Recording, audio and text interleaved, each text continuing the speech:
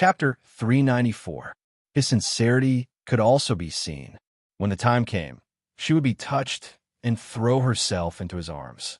Boss had a beautiful plan. The van found the place according to the address. "Boss, it's here," the underling said. "But why is she staying in a hotel? Does she want to get a room with Boss?"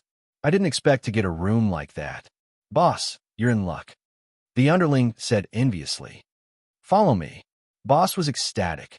He couldn't wait to kiss his little beauty. He waved his hand and entered the hotel.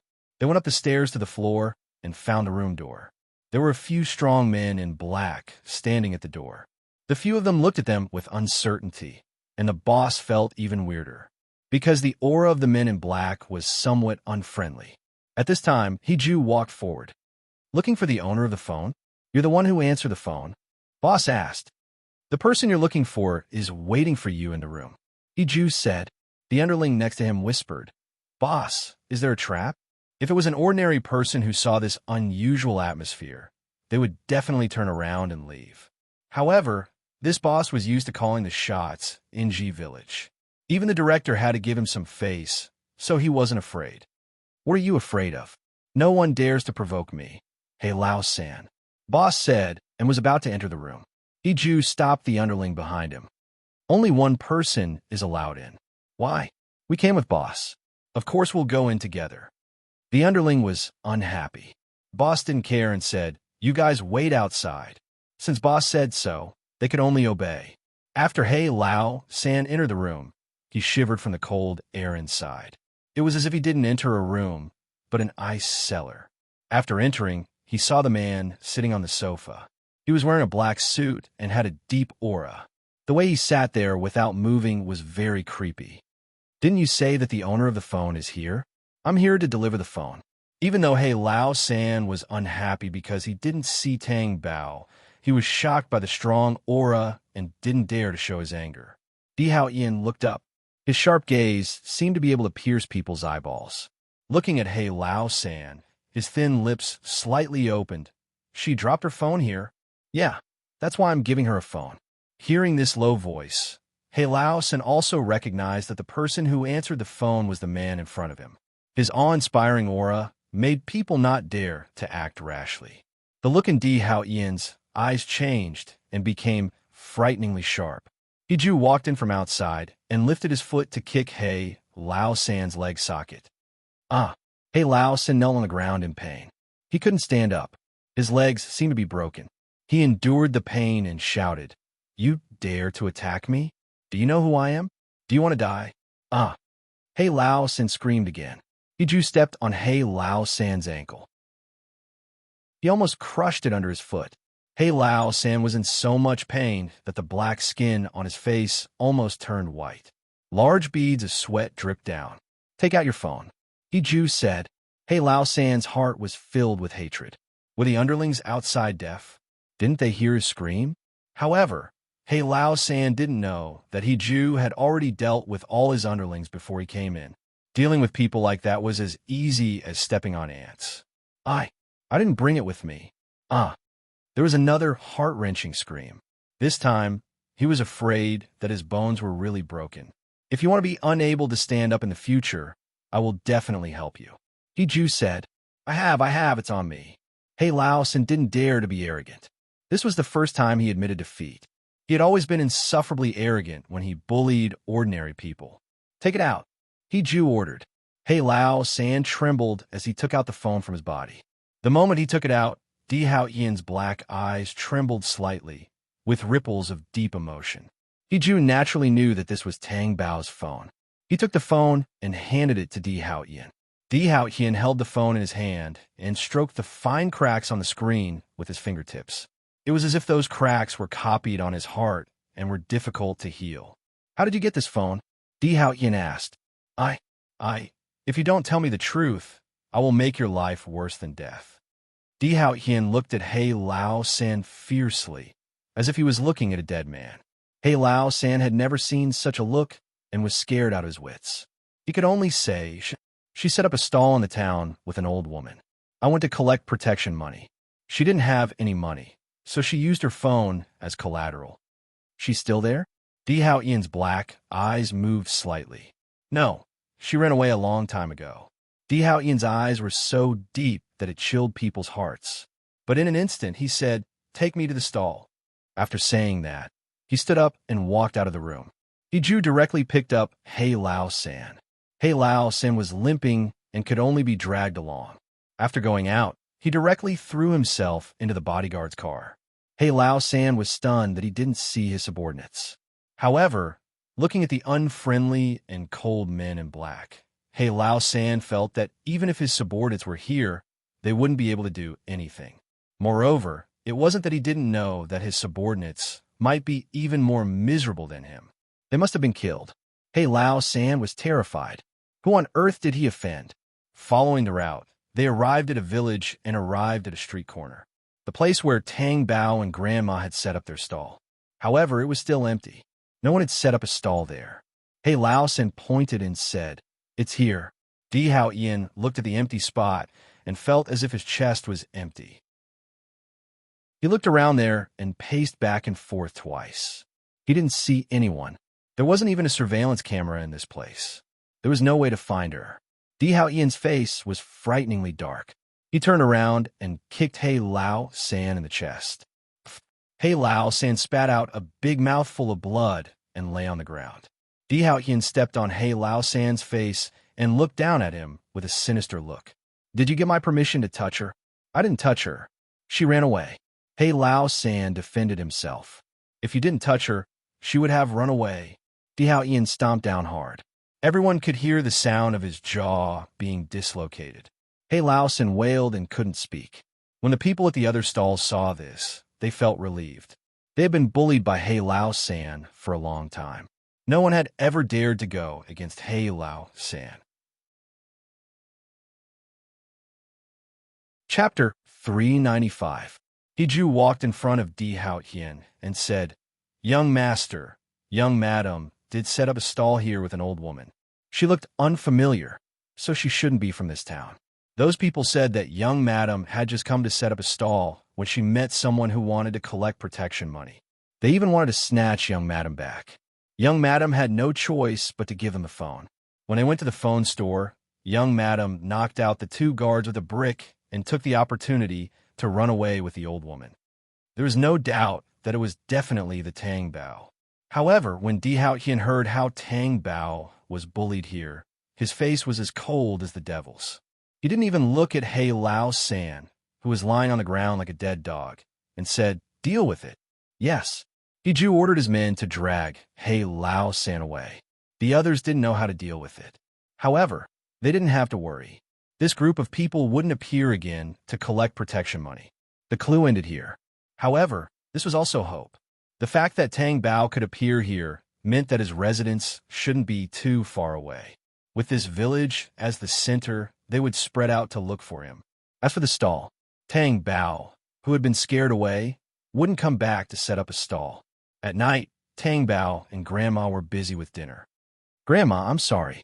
If I hadn't suggested going to town to sell snacks, today's incident wouldn't have happened. I've already handed over the money," Tang Bao said apologetically. "But I agreed to it, and you were kind. I was also willing to try doing business. No one knew that such a thing would happen.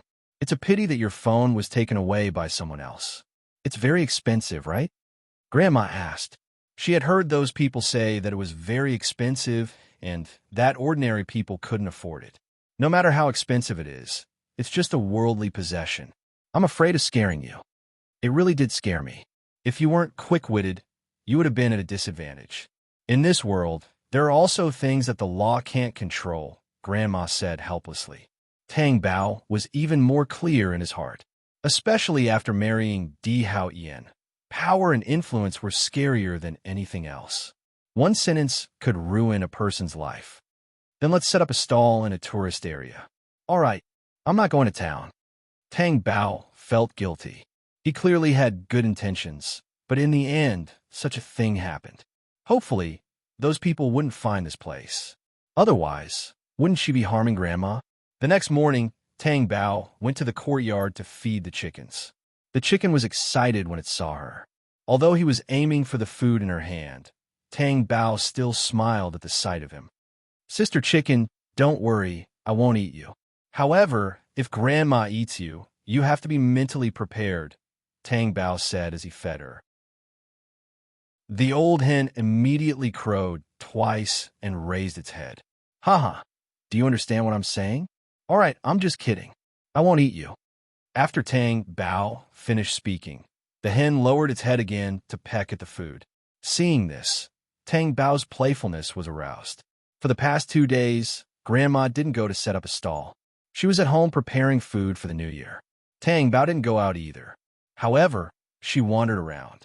There were mountains, dry mountains, water, and ice. Tang Bao stood by the huge lake and looked at the thick ice. She wondered how it felt to step on it. Tang Bao had never seen ice like this. She didn't have a chance to see it in D-City. Tang Bao first took a brick and smashed it on the ice. The ice didn't move at all. There wasn't even a crack. Then she could go up and slide. As Tang Bao spoke, she really stepped on it. First, it was 1 foot, then 2 feet. His entire weight was added to it. She realized that it was fine. So, her 2 feet moved around on the ice. First, it was frozen. Then there was snow on it. It felt very interesting. Tang Bao trotted forward. When she stopped, her feet slipped. Tang Bao was having a lot of fun. However, she wasn't familiar with it. She slipped and fell on the ice. Tang Bao fell on the ice. She was wearing a lot of clothes, so it didn't hurt much. She got up again and continued to slide. Di Hao Ian's people had already found the tourist area. However, there were many villages near the tourist area. They still needed to search inch by inch. Di Hao Ian's mood was no longer the usual irritable. He was deeply suppressing it. The closer it was to the new year, the more painful it was to suppress it. And there was only 1 day left until the new year. He-Ju and the others were already very fast. In fact, if it weren't for the phone, they wouldn't have been able to locate the area so quickly. They knew that they would definitely find it if they searched in the area. It was just that they were in a hurry. Ordinary people couldn't tell Di Hao Ian's emotions from his appearance. However, He-Ju could already clearly feel that Di Hao Ian was about to break down. And it could be seen that Di Hao Ian didn't plan to go back for the new year at all. He would rather look for Tang Bao outside. He wouldn't give up until he found it. Grandma, it's the new year tomorrow. I'm very happy, Tang Bao said. In fact, she could already tell that none of her grandma's family members would come back. Grandma said that her children were busy and that it didn't matter. But which parent in the world didn't miss their children? She was just hiding it. Just like Tang Bao, she really wouldn't think of Wan Malay, Di Hao Ian, or even her parents at all. She would think of them because she had no choice. It was similar to her grandma. Tang Bao thought that they were in the same boat. That was why they met. Tomorrow is New Year's Eve. We'll go to the Buddhist temple in the tourist area to burn incense and pray for blessings.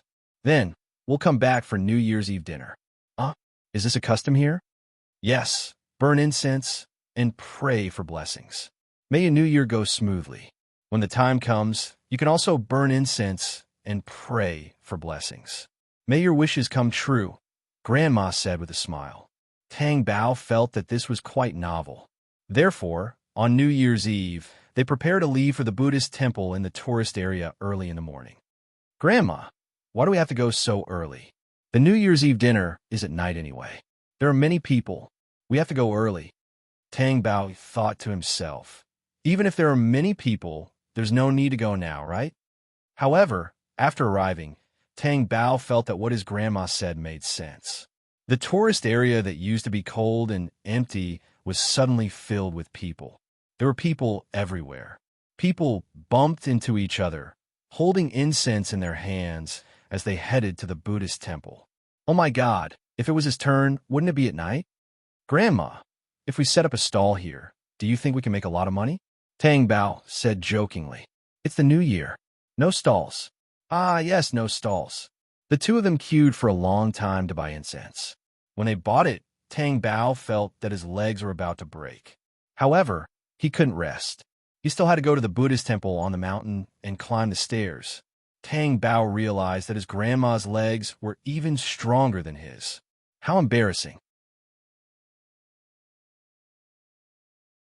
Chapter 396. Di Hao Ian stood in the crowd and did not care about the occasional collision. His sharp black eyes anxiously searched every face in the tourist area. He thought that the next face would be the one he thought about day and night. "Oh my God, we're finally here," Tang Bao said, panting. "Why don't you rest for a while?" "No, I'll rest after burning the incense." After burning the incense, go to the transfer wheel and touch it 3 times. Grandma pointed to the other side. "That? Yes. When you touch it, think about what you want to achieve." Tang Bao felt that Grandma was really superstitious. However, when in Rome, do as the Romans do. In the past, she would rather believe that such things were true. There was another person who was as superstitious as Grandma, and that was Yu Songhuan. She did not know how Yu Songhuan spent New Year's. She heard that he would also burn incense and pray for blessings during the New Year. Tang Bao shook off the people in her mind and went to line up with Grandma to burn incense. Di Haoyan spent the whole morning looking for Tang Bao in the crowd. Then, when he looked at the incense burner in the Buddhist temple, his black eyes suddenly froze. He stared at the back view through the crowd. It was as if she would disappear in the blink of an eye. Although it was only her back view, it was deeply engraved in his heart. Hiju also noticed the change in Di Haoyan. He looked over and saw Tang Bao turn around, revealing that familiar little face with a smile on her face. He could not help but be stunned. "It's young madam." He finally found her. She was really here to burn incense. Tang Bao did not notice that she was being searched and stared at it all. She walked out of the temple with Grandma and walked toward the transfer wheel. After the people in front of her were done, she let Grandma do it. After Grandma finished touching Tang Bao, she put her hand on it. The first circle was to protect herself and make her wishes come true. The second circle was to bless her friends and make everything go well. The third circle, Tang Bao paused as she thought of Di Haoyan. Was she praying for Di Haoyan? She was just passing by, wasn't she? Anyway, there were a total of 3 laps. If she didn't pray for him, she couldn't think of anyone else. However, just as she was feeling conflicted, someone blocked her path. A pair of long legs appeared in his line of sight. Tang Bao was stunned for a moment and instinctively looked up. However, when Tang Bao met that pair of familiar sharp eyes, he almost forgot to react. Was this someone who looked like Di Haoyan, or was she hallucinating? However, Di Haoyan's aura was so strong that no one could ignore it. And that pair of black eyes. After Tang Bao came back to his senses, he turned around and was about to run. However, in the next second, she was pulled over. Tang Bao froze in shock. It was as if she would run away if he loosened his grip. "I finally found you." Di Haoyan's deep, hoarse voice came from above her head. It made Tang Bao a little dizzy. Had Di Haoyan been looking for her all this time? Why didn't he give her any freedom? Did he have to force her step by step? "Let go of me." Tang Bao struggled twice, but she couldn't open her eyes. She could only persuade him with words. "Are you still going to run?" Di Haoyan asked. Tang Bao wanted to say run. However, if she said that, would Di Haoyan not let go of her? This was a solemn Buddhist temple. If they hugged each other like this, it would attract the attention of others. "I won't run." Tang Bao had no choice but to say, "You can't run away," Di Haoyan said, and then let go of her. As soon as Tang Bao was free, she took 2 steps back and looked at Di Haoyan warily. "If you have anything to say, let's talk after we leave this place." After that, she turned around to look for Grandma.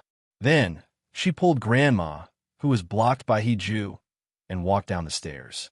Grandma asked in a low voice, "Are they those people who collect protection fees?" Tang Bao didn't want to scare Grandma, so she said, "No, they're people I know." "Someone who likes you?" Tang Bao was stunned. She didn't want to turn around to look at Di Haoyan, who was following closely behind her, and said, "No." Grandma didn't ask any more questions. They went all the way to the empty space at the bottom. Then, Tang Bao directly pulled Di Haoyan to the other side. When they reached the other side, Tang Bao was about to let go, but Di Haoyan held her hand back. "Let go," Tang Bao said. Di Haoyan looked at her flustered and exasperated little face, which was a little red in the cold wind. The truth was brewing in his heart again, causing his heart to constrict. He couldn't say anything. He just stared at Tang Bao. It turned out that this was the expression on Tang Bao's face when he was trying to hide the truth. He exerted a little force in his arm and pulled Tang Bao in front of him. Di Haoyan still didn't say anything. Tang Bao was stunned. Her eyes were full of confusion and surprise.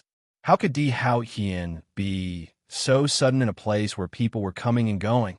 When Tang Bao came to her senses, she wanted to push Di Haoyan away. However, Di Haoyan's strength was not something that she could resist. After being separated for such a long time, he wanted to put her in his heart so that he could feel at ease. Tang Bao said angrily, "Are you sick?" Di Haoyan's black eyes opened slightly, and the light in them was very deep. At such a close distance, Tang Bao couldn't help but blink her eyes. "I'm sick, and it's very serious. Only you can treat me." Di Haoyan's voice was low and hoarse, and his black eyes stared at Tang Bao without blinking. Tang Bao felt her heart tremble. However, she still tried hard to keep herself awake. She turned her face to the side and said, "Didn't I tell you on the phone that I would go back after the new year? If you come here like this, you'll only make me unhappy." The consequences of being unhappy during the new year were very serious.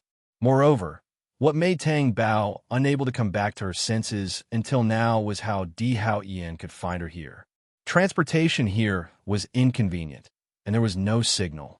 How could he be so resourceful? Chapter 397. When Tang Bao heard that, she frowned slightly and looked at Di Haoyan. "It's none of my business how you celebrate the new year. Anyway, I won't go back. I'll celebrate the new year here." "Are you sure you want to celebrate the new year here?" Di Haoyan asked. Tang Bao was shocked. "Di Haoyan, you can't force me. This is my freedom." Di Haoyan looked at the old woman not far away. "You're celebrating the new year at her house? Is there a problem?" "Anyway, Grandma's children won't come back. It's not inconvenient for me to celebrate the new year here. Grandma is very happy. So, Di Haoyan, you should go back. I promised you that I would go back for the new year." Tang Bao did not know why Di Haoyan was in such a hurry to find her. Was that necessary? Or had his dominance reached the point of being twisted? Just as Tang Bao was lost in thought, she felt a cold sensation on her ring finger. She looked down and saw the pink diamond that she had taken off. She put on again. "Di Haoyan." Tang Bao did not know whether she should be helpless or angry. "How many times have I told you? You can't take off the ring. You're always going against me. Maybe it's time for me to make you stop this habit." Di Haoyan's face was a little gloomy. "You still have the nerve to talk about me. What did you do to the ring? I can't take it off no matter what." Tang Bao was furious when she thought of this. She had not settled the score with him yet. Was he going to threaten her? "So, I'm going to find a way to make it impossible for you to take it off forever." Di Haoyan stared at her with his unfathomable black eyes. Tang Bao knew the look in his eyes. She also understood the dominance of Di Haoyan's devil. However, she did not understand why Di Haoyan was doing this. She had already mentally prepared herself. When she went back, if Di Haoyan wanted a divorce, she would accept it. Why did he have to put the ring on her again? Every time he put the ring on her finger, she was in a trance. It was like a wedding again. She must have been overthinking things to the point that her brain was in a mess. "Let's go." Di Haoyan dragged Tang Bao into the car. "Di Haoyan, I won't go back with you." Tang Bao struggled. He was so angry that tears welled up in his eyes, but he was still dragged into the car. Di Haoyan looked at her aggrieved tears, reached out to wipe away the tears on her face, and gently coaxed, "What are you crying for? I don't want to go back. Don't you understand?" Tang Bao sobbed. "I'll send you there." Di Haoyan looked at her gently, his eyes filled with deep affection. Tang Bao was stunned. "Where are you sending me?" "We want to go. Grandma's house?" "Yes." Tang Bao looked out of the car window and saw her grandmother being invited into the car behind. She was stunned. There was also disbelief. "Di Haoyan, you..." Tang Bao was at a loss for words. "Then we'll spend the new year here." Di Haoyan's compromise made Tang Bao's little mouth move, but she still didn't say anything. Anyway, as long as Di Haoyan didn't let her go back, it was fine. She even thought about the meaning of Di Haoyan's appearance here. Was it just to send her back to her grandmother's house? and then go back to D City? Was it just to determine where she was so that he could control her whereabouts? Tang Bao didn't say anything. Di Hao Ian's pair of black eyes stared at her little face. Tang Bao felt that the gaze on her face was so strong. Tang Bao couldn't break free. No, I can sit next to you. However, Tang Bao's struggle was useless. Di Hao Qian hugged her tightly, then buried his face in her neck and didn't move. Tang Bao's body suddenly froze. This made Tang Bao confused. What was Di Hao Ian doing? It was so intimate, but it also seemed like he was relying on her. Did she misunderstand? This was the first time Tang Bao was treated like this. So, she must have misunderstood. Di Hao Ian was so powerful. How could he do such a thing? However, despite Tang Bao's thoughts, he did not move. She really wanted to ask Di Hao Ian if he could let go of her. She really wanted to ask Di Hao Ian why he was hugging her like this and burying his face in her neck. Did he not want Lan Wanru anymore?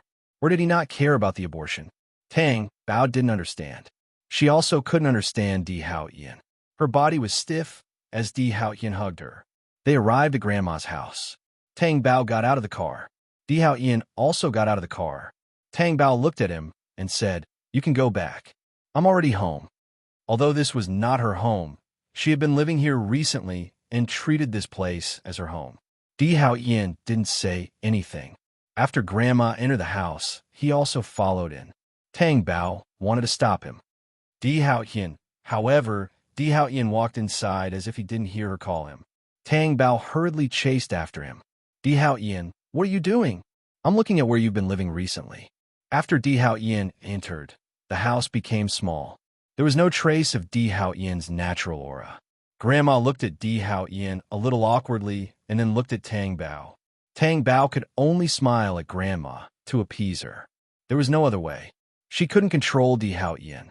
Di Hao Ian looked around the house, looked at Grandma, and asked, "I'm Tang Bao's husband. Can I stay here too?"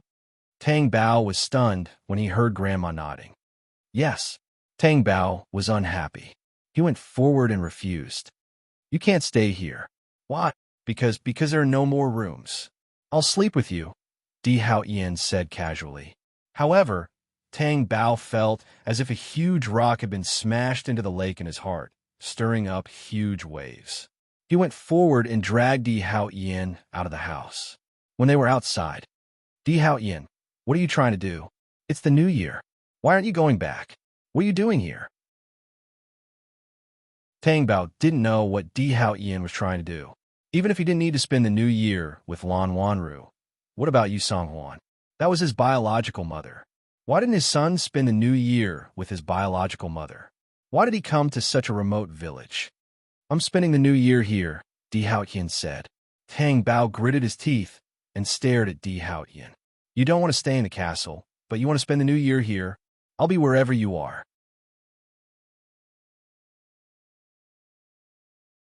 Chapter 398. Di Hao Ian stared at Tang Bao with his dark eyes. Tang Bao did not feel that there was anything wrong with her question, but under Di Hao Ian's stare, she lowered her gaze. "Do you want to stay here alone?" Di Hao Ian asked after a while. "Yes." Tang Bao felt that her head was buzzing when she answered this question. She had come out alone to celebrate the new year alone. Now that Di Hao Ian asked her this question, she would certainly answer in this way. Di Hao Ian's dark eyes were as calm as a lake. In a flash, he reached out his big hand and covered Tang Bao's small head directly, moving in front of him in a domineering posture. Tang Bao looked at Di Hao Ian with a heavy weight on her head. "I went through so much trouble to find you, not to let you celebrate the new year alone. Fortunately, I made it in time." Tang Bao looked at Di Hao Ian's dark eyes, which occupied her entire body, and her heart was beating wildly. She did not understand why Di Hao Ian would say such a thing. It was as if he went through so much trouble to find her because he really did not want her to celebrate the new year alone. Was that really the case? But on the phone, Di Hao Ian sounded as if he wanted to skin her alive. Why did he have a 180-degree change now? Tang Bao wanted to ask the doubts in her heart, but in the end, she did not ask. At least she understood one thing. She could not change what Di Hao Ian wanted to do. It was not easy to find her, so how could he let her celebrate the new year alone here as she wished? Di Haotian tightened his long arms and hugged Tang Bao directly, imprisoning her in his chest. He felt the reality of Tang Bao in his arms. At first, he wanted to find her, punish her, and make her regret running out alone. Now, he just wanted to hold her like this. Tang Bao could not resist, so she could only be hugged in silence. But she resisted verbally. I want to help Grandma cook. He Jew is here. Di Haotian, how did you find this place? Di Haotian didn't say anything and just hugged her tightly. Tang Bao did not ask any more questions. It was not until it was time for the New Year's dinner that Tang Bao was convinced that Di Haotian was going to spend the New Year here. It felt like a dream. Spending New Year's Eve in D City would definitely be much better than spending it here, right? Delicacies and extravagant New Year's Eve dinner. A spacious and luxurious castle. But now, it had become a small square table. She, Di Haotian, and her grandmother were sitting at the table. Tang Bao could not believe it. He put the food in her bowl. Tang Bao was stunned for a moment before he met Di Haotian's deep gaze. She couldn't throw the food out of her bowl in front of her grandmother, so she could only stuff it into her mouth. Di Haotian was still not satisfied and continued to give her more. It was as if his attention was on putting food in Tang Bao's bowl. Tang Bao also noticed Di Haotian's eating movements and expression. Presumably, for Di Haotian, who was born in a wealthy family, this New Year's meal was not as good as the usual food in the castle. It should be difficult for him to swallow, right? However, Tang Bao saw no disgust on Di Haotian's face. He ate quite calmly. Moreover, he ate 2 bowls of rice. Grandma looked especially happy. Di Haotian, who was so noble, was eating New Year's Eve dinner here. She was really dumbfounded. The New Year's Eve dinner left her in a state of panic. At this moment, in the bungalow, the dishes on the table had been on the table for a long time. Yu Song-hwan sat on the sofa and drank tea.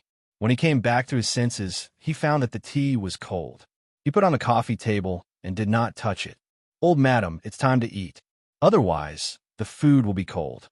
Aunt Wang walked over and said, "If it's cold, take it and continue to heat it up," Yu Song-hwan said, looking at the door. Aunt Wang knew what Yu Song-hwan was thinking. He was waiting for Di Haotian to come for New Year's Eve dinner. However, at this time, there was no sign of Di Haotian. "Don't just stand here. Go call and ask if Haotian is back." Yu Song-hwan was about to lose his temper. He was very upset. "Okay, I'll go now." Aunt Wang had been calling the castle since the afternoon. However, she kept saying that Di Haotian was not back. In fact, even if she called now, there would be no different answer. However, looking at Yu Song-hwan's expression at this moment, she did not have the heart to say anything more and went to make the call. After the call, she walked to Yu Song-hwan's side and was momentarily speechless. However, Yu Song-hwan had already seen through her. He probably won't come over. He probably hasn't found young madam yet. Yu Song-hwan sneered. For Tang Bao, he didn't even have time to eat with me on New Year's Eve. This is something that would never happen in the past. Old madam. People say that the relationship between mother-in-law and daughter-in-law is the most difficult problem to solve. Now I understand. Whether it's an ordinary family or a wealthy family, it's the same. When Yu Song-hwan was young and married into the Di family, she had not experienced the relationship between mother-in-law and daughter-in-law. Because Di Haotian's grandmother had passed away long ago, she did not feel that way. Now that she had become a mother-in-law, one could imagine how she felt. She was actually being played by her daughter-in-law. "Old madam, perhaps young master has found young madam, but he can't rush back in time." Then why didn't he answer the call? If he didn't come back, why didn't he even return my call? Aunt Wang was speechless. Yu Song-hwan thought of something and was shocked. She asked, "Do you think Di Haotian knows that I drug him, so he doesn't want to see me? Didn't old madam say that young madam didn't dare to tell young master?" Then it shouldn't be. I think even if young master is angry, it should be because of that photo, Aunt Wang reminded. Yu Song-hwan didn't care about those photos. She was more concerned about the matter of her drugging. As long as Di Haotian didn't know about the drugging, everything else didn't matter. It was because she knew her son too well that she was so uneasy and upset. Tang Bao ate and avoided Di Haoyan. He ran to the kitchen to help. "Why are you here? I don't need your help here." Grandma chased him away. As she spoke, she looked out of the kitchen from time to time. Tang Bao knew what she was looking at. "Grandma, actually, I'm already married," Tang Bao said uncomfortably. No one would believe that he was married at such a young age, right? Grandma didn't show any disbelief and asked, "Did the two of you have a fight?" Tang Bao nodded with a red face. "It's normal for a young couple to have a fight, but you can't run away from home just because you're unhappy. Fortunately, you met me. If you met someone else, what would you do if you met someone else and encountered what happened in GCUN village last time? But I know that you're a kind-hearted child. If it wasn't something serious, you wouldn't have run away from home.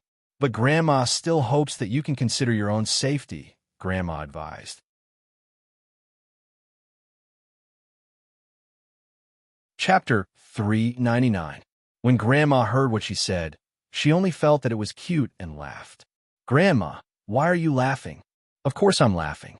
Do you know how old I was when I got married?" Grandma had never talked about this before, so she could not help but be curious. "How old?" 16. "So young?" Tang Bao thought about what she was doing when she was 16 years old. She had just entered high school and did not understand biology at that age. Yes, young girls in the countryside usually get married before they're 20 years old. In Grandma's generation, it's not rare to get married at 16. However, no matter when she gets married, the girl will become someone else's, Grandma said with a smile.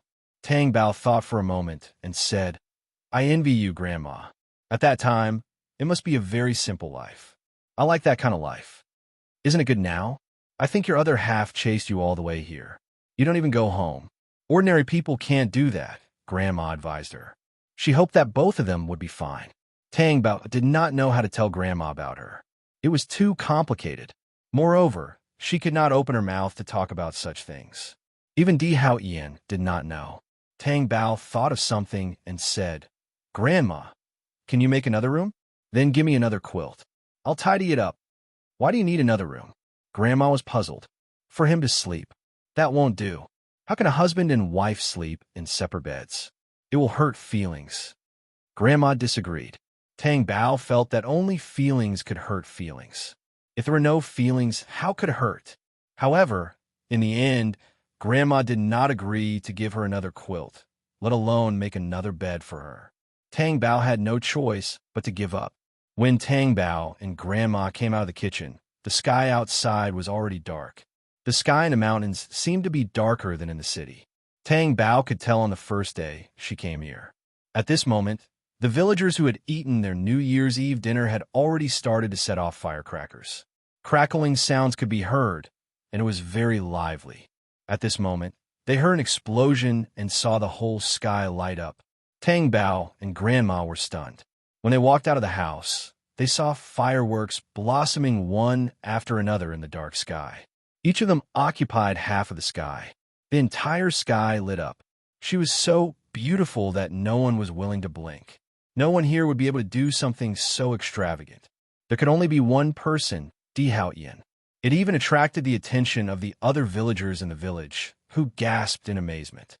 "I've never seen such beautiful fireworks before," Grandma said with joy. Tang Bao wanted to say that she had not seen it either, even when he was in the Tang family.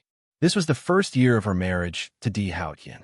It was the first time they set off fireworks. Another firework exploded in the sky. Tang Bao saw the well-trained bodyguard standing not far away and Di Haoyan's tall figure. It was so clear and imposing.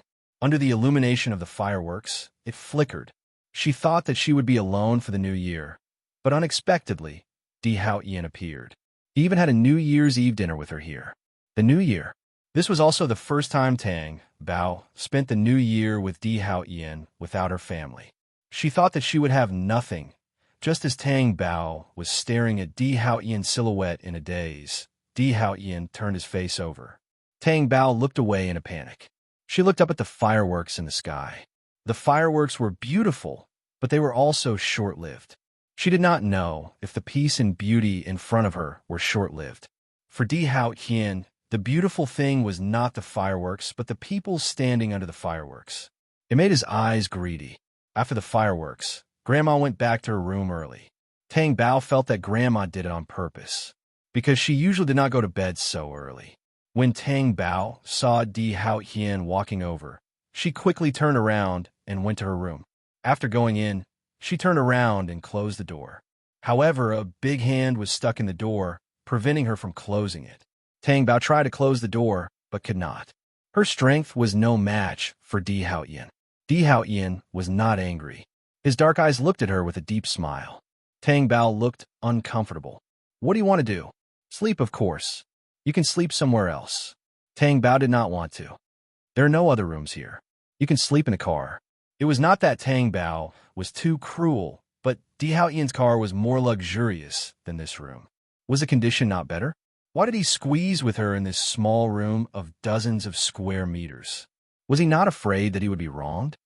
I can't sleep in the car. Anyway, Di Haotian was going to sleep here. Tang Bao knew that she could not resist Di Haotian's strength. She let go of her hand angrily. Then you can sleep here. I'll sleep somewhere else. After saying that, she turned around and left. Di Haotian kicked the door shut. Did you miss me? How could I miss you? Would I come here if I missed you? Tang Bao would not admit that she missed Di Haotian. Even if she occasionally thought of him, she would not admit it. Really? Tang Bao turned her face to the side. It seemed that this way, the pressure was not so heavy. No. Before Tang Bao could finish her words, she heard Di Haotian say, I miss you. What did you say? Tang Bao asked in disbelief. She thought that there was something wrong with her ears. She could not believe Di Haotian's straightforward words. I've been thinking of you since the first day you left. You? What nonsense are you talking about? Tang Bao's face was hot. She was nervous, as if she was being confessed to. How could Di Haotian say such words? Was it suitable? Tang Bao felt that it was not suitable at all. She and Di Haotian had been in a cold war for so long. She could not react to this sudden change.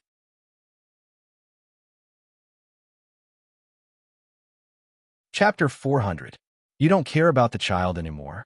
Tang Bao steadied her breathing and forced herself to ask the question that had been in her heart for a long time. You were also very angry when I aborted the child without permission. That was a normal reaction. What do you mean now?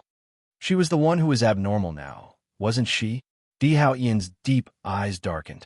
After a moment, he said in a low and hoarse voice, It's not important anymore. Not important? These were the only words in Tang Bao's mind. Why? Tang Bao herself knew how bad this matter was.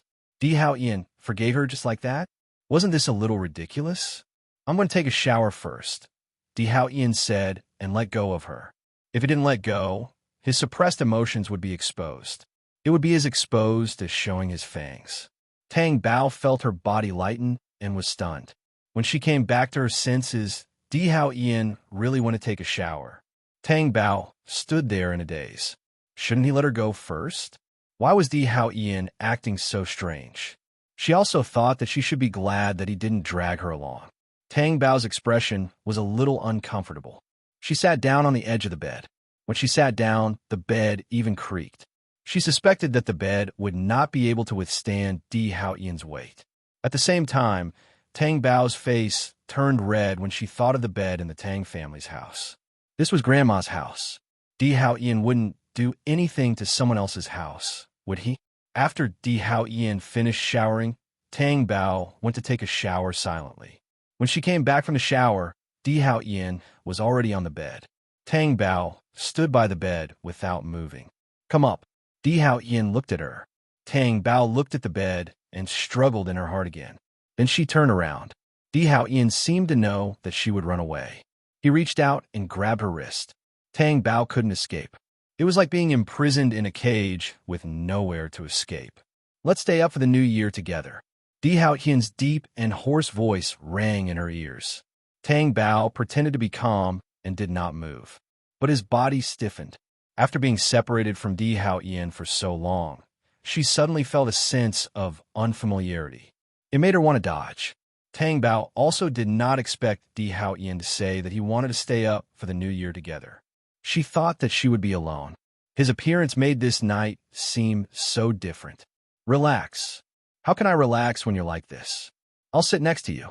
Tang Bao felt that sitting next to him was the same as staying up for the new year.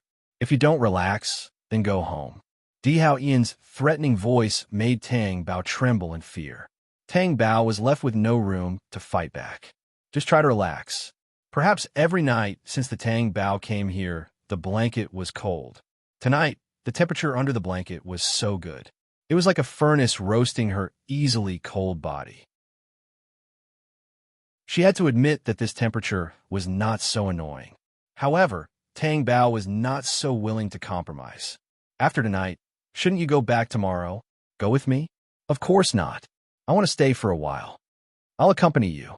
Then what if I stay for another month? It's the same if you stay for a year. Tang Bao felt that Di Hao Ian did not seem to be joking. He asked, "You don't care about the things in D City? What do you mean? A lot. None of them are as important as you." Di Hao Ian's words made Tang Bao's heart ripple, but the uneasiness in his heart was so strong. It was as if all of this was an illusion. She could not even pretend that nothing had happened what Di Hao Ian had done in the past. He was flirting with another woman in front of her and had an ambiguous relationship with Lan Wanru. He turned a blind eye to her gaze. Tang Bao thought that she did not care about these things, but she found that she was not so generous and heartless. Di Hao Ian, you go back tomorrow.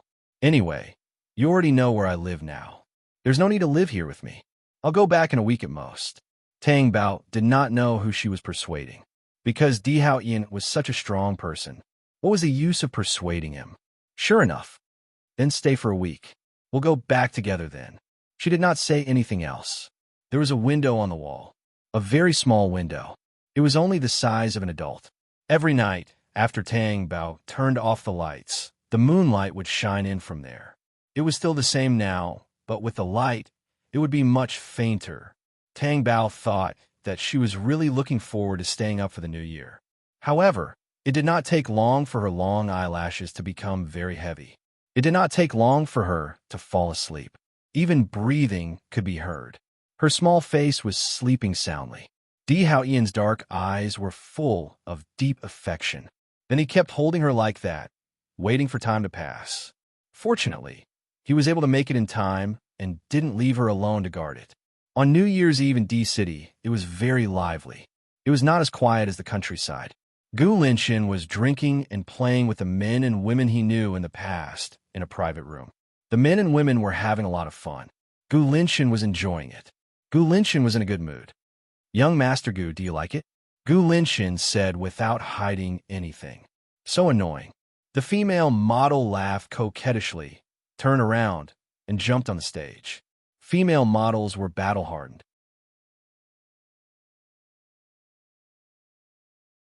Chapter 4:01. She had a smile on her face. She didn't want to ruin her reputation. So, she pretended to be shy and walked away. Gu Linshin walked out of the bar when it was almost 12 o'clock. He was a little late, and the alcohol had gotten to his head. Just as he was about to get into the car, his phone rang. Gu Linshin took out his phone. He stopped in his tracks when he saw the caller ID. He picked it up. "Little uncle, Happy New Year." Gu Linshin looked at the huge clock above the shop in the distance. It was exactly 12 o'clock. "Why aren't you sleeping so late?"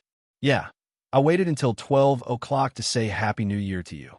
"Little uncle, are you staying up late too? With your family? With the woman in the bar?" "Little uncle, you're so dirty. What did you say?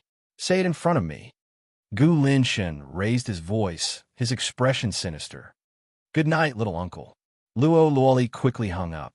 She couldn't bear her little uncle's anger. Her little uncle had always had an unpredictable temper, but her little uncle had really gone overboard. How could he spend such an important day with a woman there? Luo Luoli felt that she might have forgotten her little uncle's temper for a moment, and that was why she had blurted it out. She hoped that her little uncle wouldn't hold a grudge against her and wouldn't make trouble for her. After Luo Luoli hung up, there was a knock on the door. "Luoli, it's time to sleep." "I know." Luo Luoli put down her phone and fell asleep. She didn't even turn off the lights. Luo Luoli never liked to turn off the lights when she slept. Because she couldn't see clearly in the dark, She felt that there was something scary in the dark. She knew why she had this problem. At that time, when Chun Shuejing had snuck into her room, the lights had been turned off. If she had turned on the lights, he wouldn't have been able to touch her. The door opened. Luo Meiwan looked at Luo Luoli and said, "Aren't you going to turn off the lights?" "I don't want to. It's so late." "Did you call your little uncle?" Luo Meiwan asked. "Yeah, I called him at 12 o'clock sharp. He accepted it?" "What did he say?" Luo Luoli didn't dare to tell the truth, so she said, "Nothing much." Little uncle was about to go to bed, so he hung up after saying Happy New Year. "Oh," Luo Meiwan said in disappointment. Although Loli Luo was young, she was also very sensitive. She could see Luo Meijuan's disappointment. She asked, "Mom, haven't you thought about going back to the Gu family to take a look? Maybe Grandpa isn't angry at all." "No need. I'm fine now. Maybe he'll feel better if he doesn't see me. I know what to do. Go to sleep. I'm going back to my room too." After that, Luo Meiwan went out. Actually, with Luo Luoli's understanding of Luo Meiwan, she was unwilling to return to D-City. However, under the arrangement of her little uncle, she still came over. She lived in a house under her uncle's name. She wondered what her uncle had used to convince her mother. Her uncle would definitely go back to the Gu family for the new year. Therefore, Luo Luoli spent the new year with her mother. In the morning, Luo Luoli came out of the bathroom. When Luo Meiwan came out with breakfast, she frowned when she saw the makeup on Luo Luoli's face. "Luoli, what? Can you get rid of the makeup on your face? Do you think it looks good on your face like this?" Luo Meiwan was frightened every day when she saw it. She suggested this mainly because she saw that Luo Luoli was not as rebellious as she used to be. "Doesn't it look good?" Luo Luoli asked. "It's so ugly." "So, yesterday someone asked you if this was your daughter? Didn't you say so?" Luo Luoli asked with innocent eyes. "Yes." Luo Meiwan rolled her eyes and went back to the kitchen. Luo Luoli felt that she was really innocent. When they were eating, Luo Luoli said, "Mom, I have to go out later." "Where are you going?" "I'm going to see a friend." "Are you coming back for lunch?" "No, I'm having lunch with a friend. Then buy something when you go. Don't go empty-handed." "Do you have money on you?" Luo Meiwan was about to pay for her. Luo Luoli stopped her. "No, I have money here. Your uncle gave it to you." Luo Meiwan hesitated and asked. "Yes. Don't take it in the future. I have money here." "Oh, I know." Luo Luoli did not mention that her uncle gave her 1,000,000 yuan pocket money. Otherwise, her mother would jump up. She could understand how Luo Meiwan felt. She did not want to take anything from the Gu family. This was a matter of pride. It was because of this pride that she did not know how to build a good relationship with the Gu family. Luo Luoli bought the gift and went to find Red 7. She called on the way. "What? You're at home?" "Of course, I don't want to celebrate the new year. Beggars also have holidays, okay?" Luo Luoli really did not know. It was mainly because Red 7 was a different beggar. Luo Luoli looked at the gift she was carrying and felt a headache. She said on the phone, "I also bought you a gift." "Really? Then let's go out for breakfast together." Luo Luoli had already eaten breakfast. However, when they were in the breakfast room, Red 7 was eating breakfast while she was drinking coffee. Looking at Red 7's appearance, she knew that she was woken up by her phone call. She looked completely different from her usual beggar appearance. Maybe it was because she had to wear new clothes for the new year. She was no different from the people eating here. "How do you know there's food here?" "Today is the first day of the new year." Tang Bao asked, "Is there any place in D-City that I don't know? I know this breakfast restaurant a long time ago. There are 366 days in a year, so it's open 366 days. It's harder than a beggar like me." Red 7 said with emotion. "By the way, don't you need to visit relatives?" "I don't have any relatives." "Isn't the man who owed money to him last time your youngest uncle? Aren't you going to give him New Year's greetings?" Red 7 asked. Then she said, "You have to do this well. After all, he treats you well." "I know. It's not time yet." Luo Luoli thought to herself. If her youngest uncle stayed in the Gu family all the time, she would not be able to give him New Year's greetings. Why did she say that he was not bad? Why did she say that it was like asking for a debt? That's true.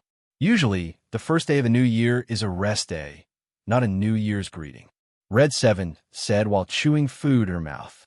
Even lowly Luo felt like eating when she saw his casual attitude and the sound of chewing when he ate. Red 7 seemed to see it and asked, "Want some too? How about some? Come." By the time lowly Luo finished eating, her stomach had doubled in size.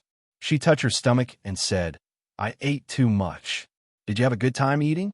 If I had known, I wouldn't have eaten at home."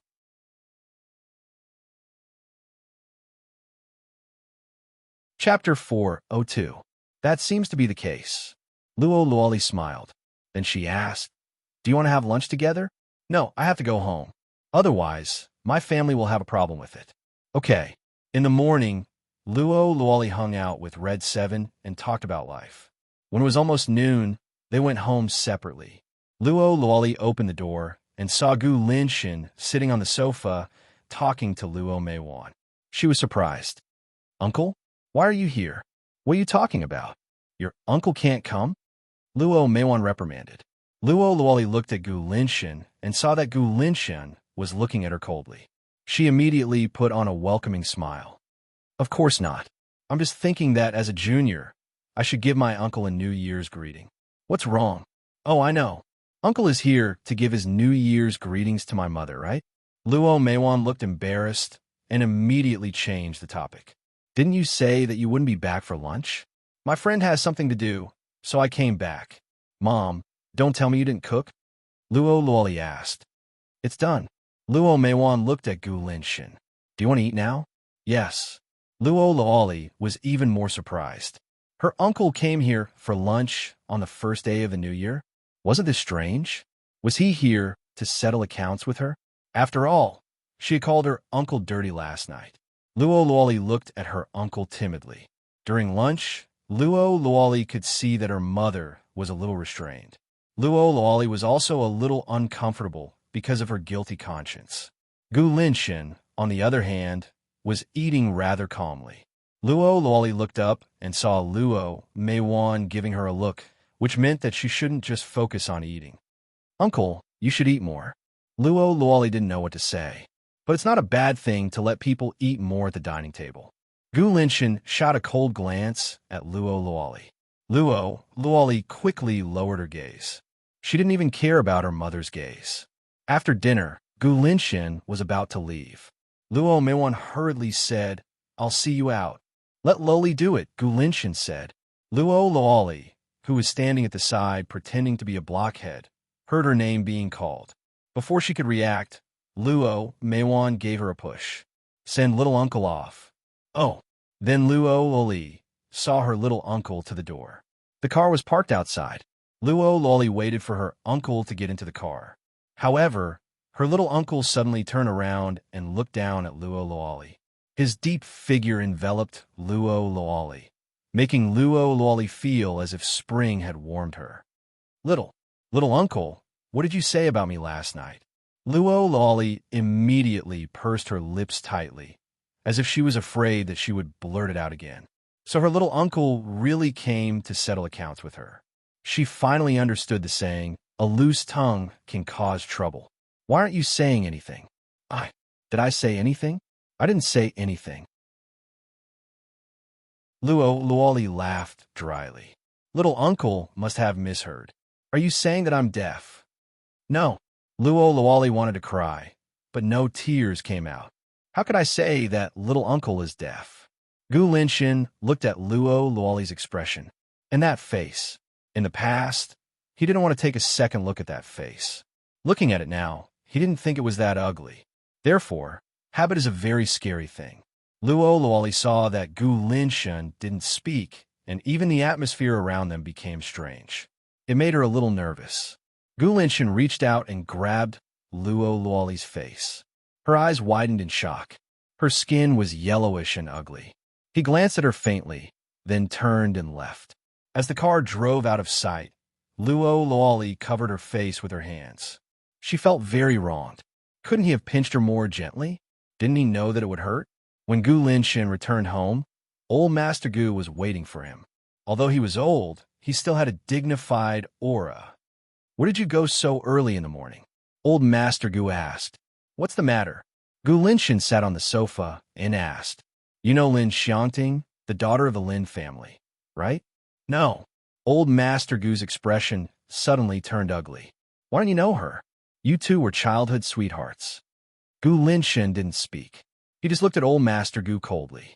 Old Master Gu knew the coldness in his eyes and said, How old are you? Don't you need to get married? You mean to say that you want to have a marriage alliance with the Lin family? The Lin family and our family are of equal social status. It couldn't be better. As soon as he finished speaking, a servant came in and said, Old Master, Miss Lin is here. Let her in, Old Master Gu said. Gu Linshan's deep eyes changed, but he didn't speak. Not long after, Lin Xiangting came in, accompanied by her parents. When they met, they naturally exchanged pleasantries. Gu Linshan also stood up and greeted the Lin couple. As for Lin Xiangting, he didn't hesitate to look at her. That glance made Lin Xiangting's face turn red. Gu Linshan was good-looking. His face alone could attract the attention of the opposite sex, not to mention her status. He hadn't been in D City for long, but no one dared to underestimate him, especially the ruthlessness of his methods. However, as long as one was a businessman, they liked ambitious people. Looking at the Lin family's attitude, one could tell how much they wanted to agree to this marriage. It was Gu Linshan who stood up to greet the Lin family. But the Lin couple bent their backs very low. While they were talking in the hall, Gu Linshan's phone rang. He stood up and went out to answer the phone.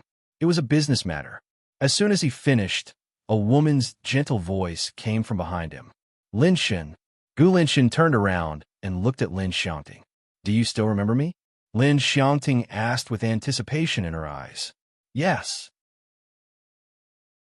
Lin Xiangting's face immediately lit up with a smile. I heard from my dad that you're back. I've always wanted to come to the Gu family, but I couldn't find a suitable reason. Gu Linshan didn't say anything. He was playing with his phone in his hand. He didn't seem very interested in Lin Xiangting's words. Lin Xiangting was a little embarrassed, but she still tried to find topic. Will you still go back to the Middle East? Gu Linshan didn't even look up. Yes. Then, Gu Linshan directly answered the phone and turned to leave. Lin Xiangting choked on the words in her mouth. Lin Xiangting thought that she was a beauty. She was a great beauty in other people's eyes. However, Gu Linshan didn't look at her again after glancing at her. This made her feel a little incredulous. But after not seeing Gu Linshan for so many years, when she looked at him again, she found that she was fascinated by Gu Linshan's temperament. With Lin Xiangting's background and appearance, there were naturally many suitors. Lin Xiangting felt that she was ignored by Gu Linshan because they weren't familiar with each other. It would get better after some time.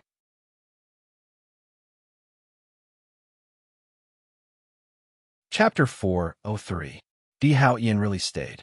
Tang Bao believed Di Haoyan's words, but when she saw Di Haoyan around her, she couldn't believe it. There was no signal here. It was as if they were isolated from the world. Tang Bao walked to the lake alone. It was as if the ice had thickened. Tang Bao stepped on it and slid out. Anyway, it was not the first time. She was very good at it.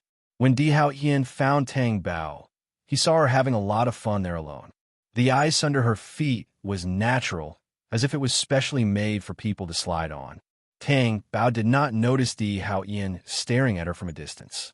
She also did not notice Di Haoyan walking to the center of the lake. She lowered her head and slid there. Even though she had slid many times, there were still times when she slipped. He lost his footing and fell down. Tang Bao thought she would fall. She also knew that it would not hurt if she fell. But the human instinct was always to be frightened. In the end, she was hugged. Tang Bao raised her face in a daze.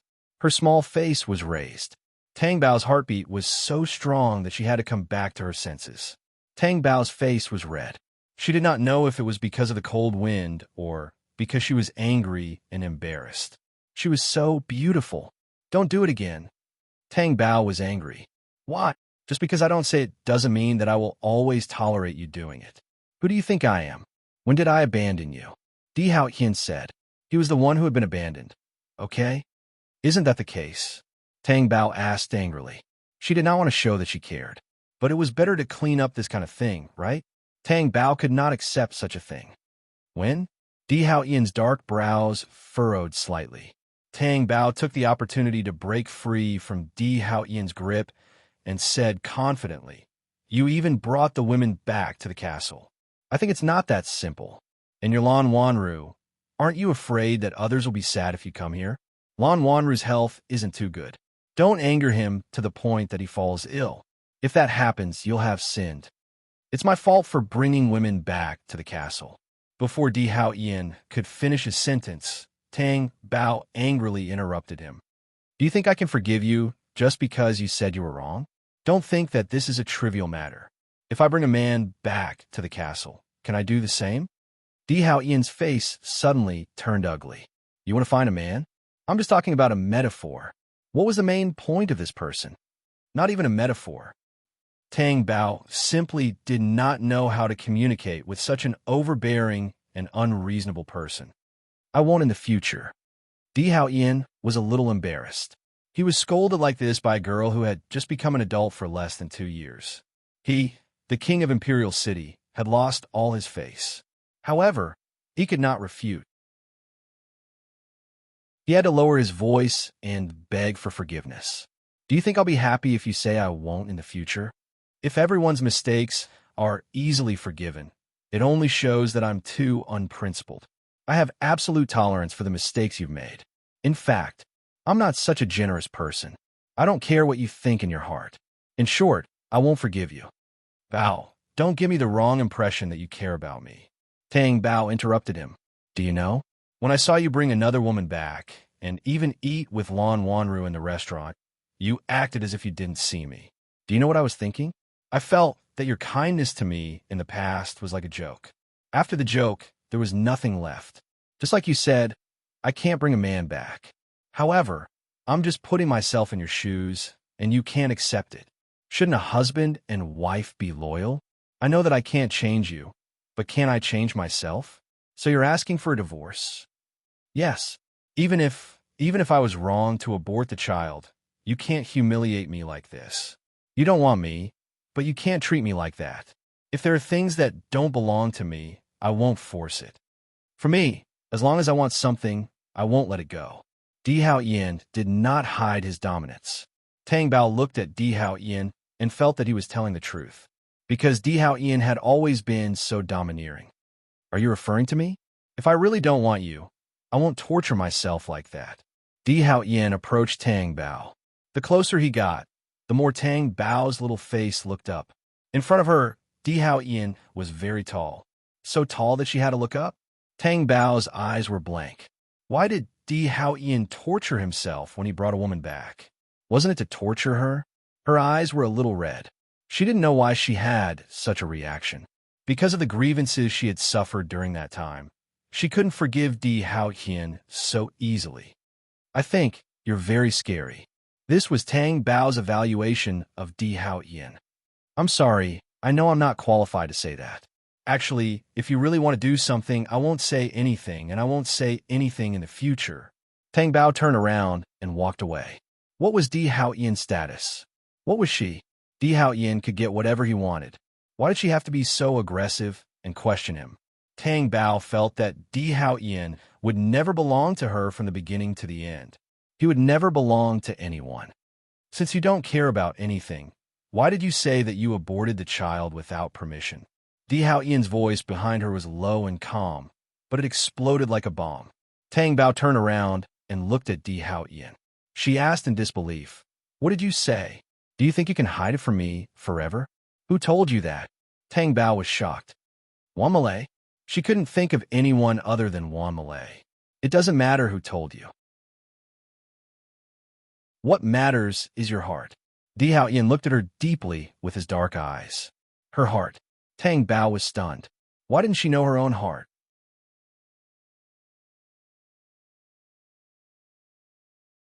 Chapter 404. Was she concerned about the mother-son relationship between Di Hao Ian and Yu Songhuan?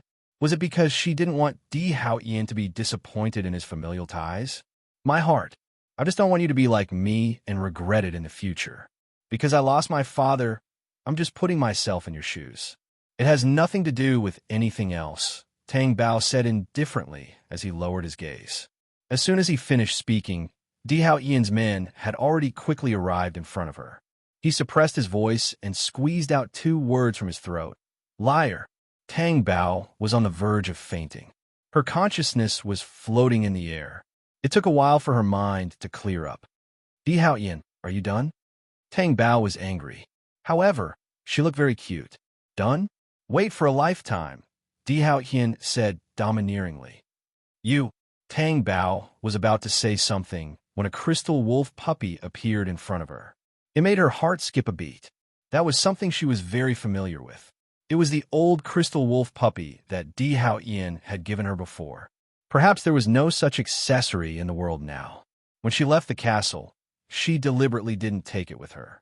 She was afraid that she wouldn't be able to sleep every night when she looked at the wolf puppy.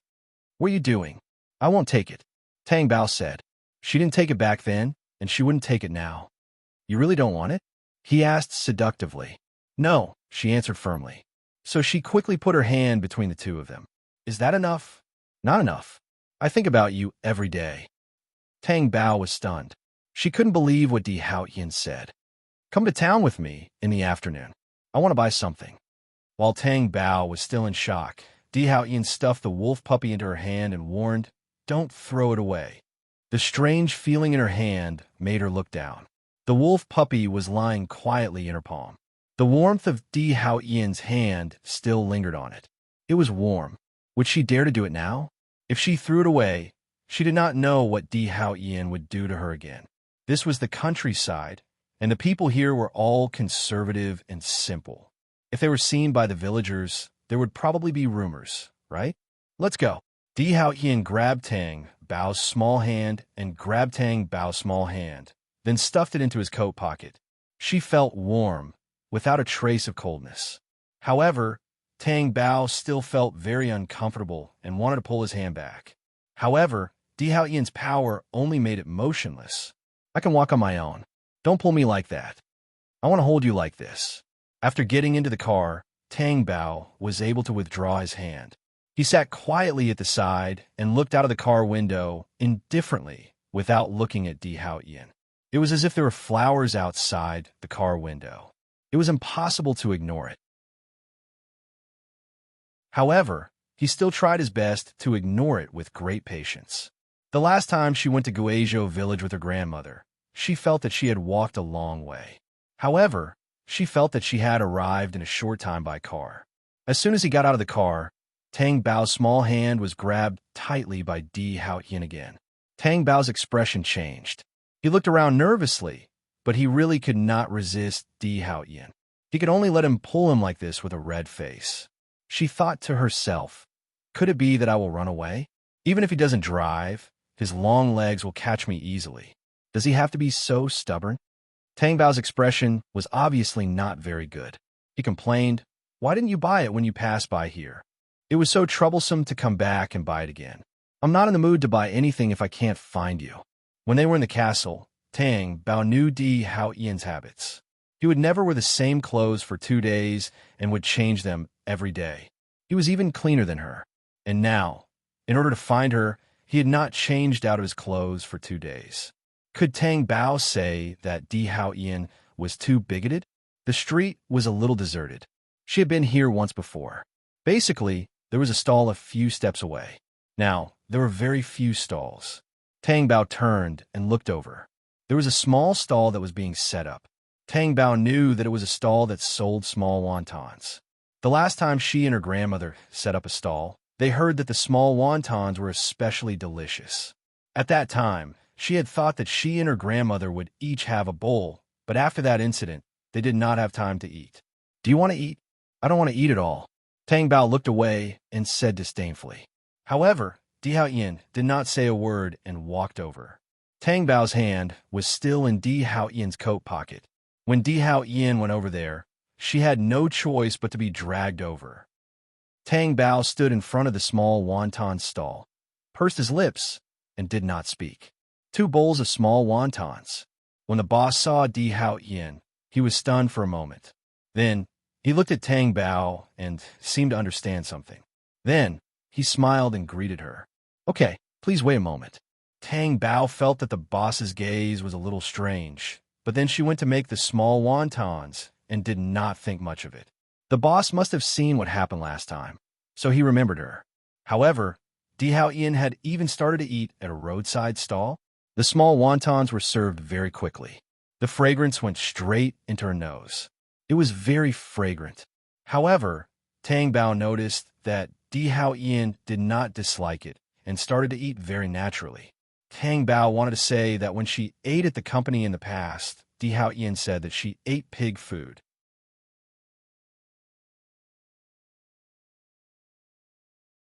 Chapter 405. The requirements were extremely strict, but now he was actually eating at a roadside stall with her? Wasn't this much worse than the food at the company? Although the taste was not bad, Di Hao Ian would definitely not come to such a place to eat. Tang Bao ate while glancing at Di Hao Ian from time to time. She realized that even if Di Hao Ian ate at a roadside stall like this, he would still have the aura of a high-end restaurant. In other words, no matter where Di Hao Ian was, his aura could not be concealed. He exuded nobility from head to toe.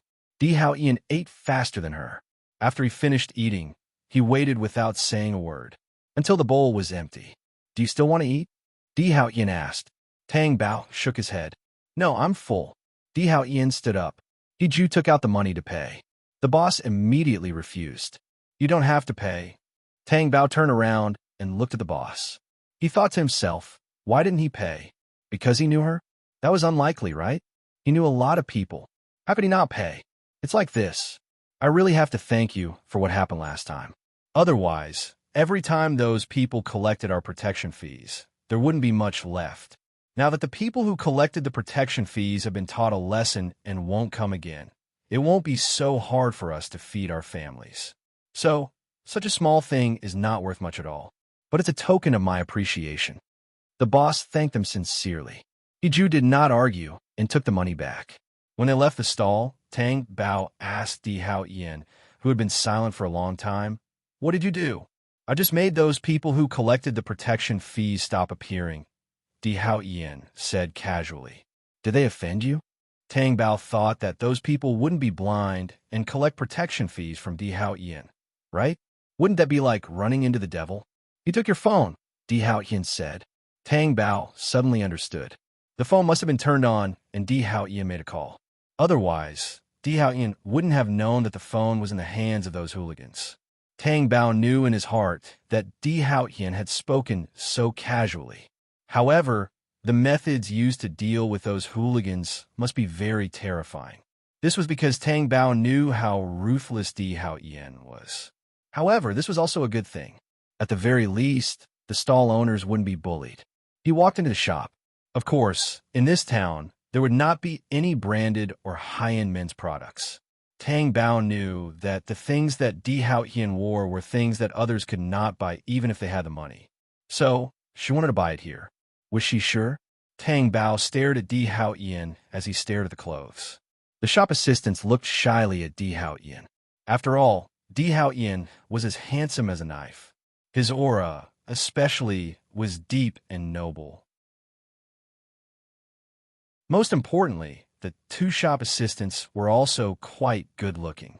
One could imagine that Di Hao Ian would not lack all kinds of beautiful women around him. So is this true? Come over and help me choose, Di Hao Ian requested. Tang Bao pointed at herself with a slender and fair finger and said in slight surprise, Me? Isn't it the wife's responsibility to choose clothes for her husband? Di Hao Ian said matter-of-factly. Moreover, after Di Hao Ian said that, the two shop assistants looked at her with surprise and envy. Come over, Di Hao Ian urged again.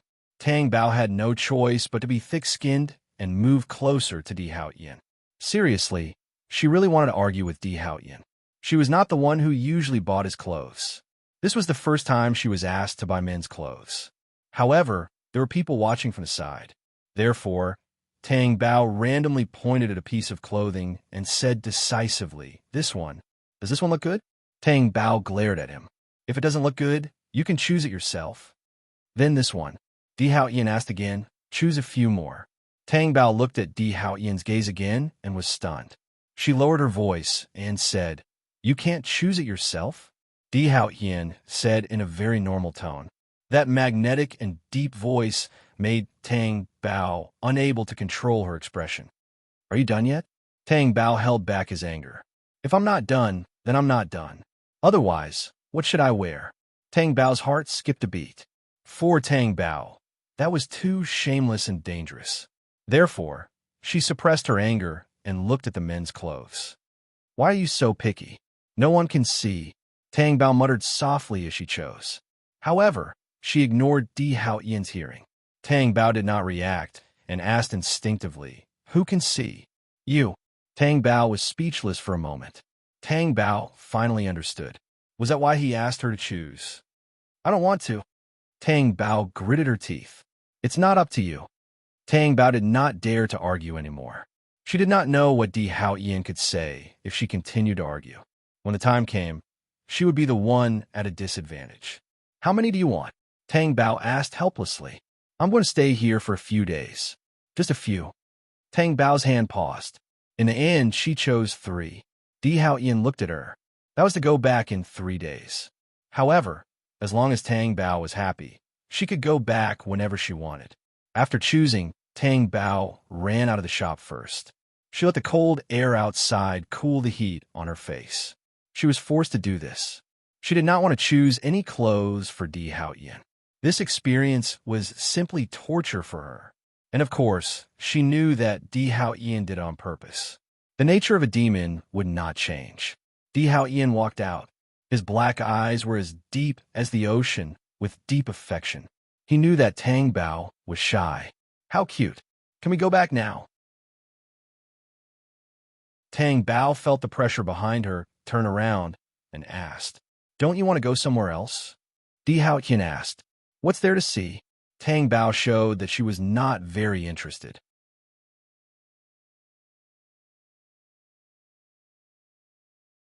Chapter 406. Tang Bao felt that as long as she was with Di Hao Yin, she would become very passive. Di Hao Yin was the one who made all the decisions. He had a domineering aura that could not be disobeyed. If she objected and said that she did not want to go, Di Hao Yin would definitely pretend that he did not hear anything. She could only follow him helplessly. Tang Bao thought that they would just walk around the town. She thought that such a big town would be finished in a while, and that they could go back earlier. However, it did not. Di Hao Yin, on the other hand, took her to another tourist attraction. When they arrived there, Tang Bao was stunned. This seemed to be the place she had always wanted to go, right? Then, she actually took the wrong route. So, she met Grandma. No wonder that scenic spot was different from what she had imagined. The introduction said that the room was next to the river. So this was it. Tang Bao's face was a little red. Did Di Hao Yin bring her here because he knew that she had taken the wrong route? However, Tang Bao had no idea what Di Hao Yin was thinking. So she asked a little tentatively, "Why did you bring me here?" "You haven't been here before," Di Hao Yin replied indifferently. "How do you know that I haven't been here before?" Tang Bao continued to ask curiously. "Your map showed that the final destination was here, but you went to another place." Her map? Tang Bao thought of the map that she had thrown at the bedside table. She had seen on the way here. Tang Bao's face turned even redder. She did not want to admit that she could not understand maps. "What were you doing in geography class?" Di Hao Yin asked teasingly. Tang Bao felt that Di Hao Yin asked deliberately. His grades were good, and hers were bad. There was no need to deliberately say that, right? Di Hao Yin's dark eyes looked down at Tang Bao's angry expression. He liked her so much at this moment. She was so cute and moving. So, he did it on purpose. He just wanted to see her different expressions.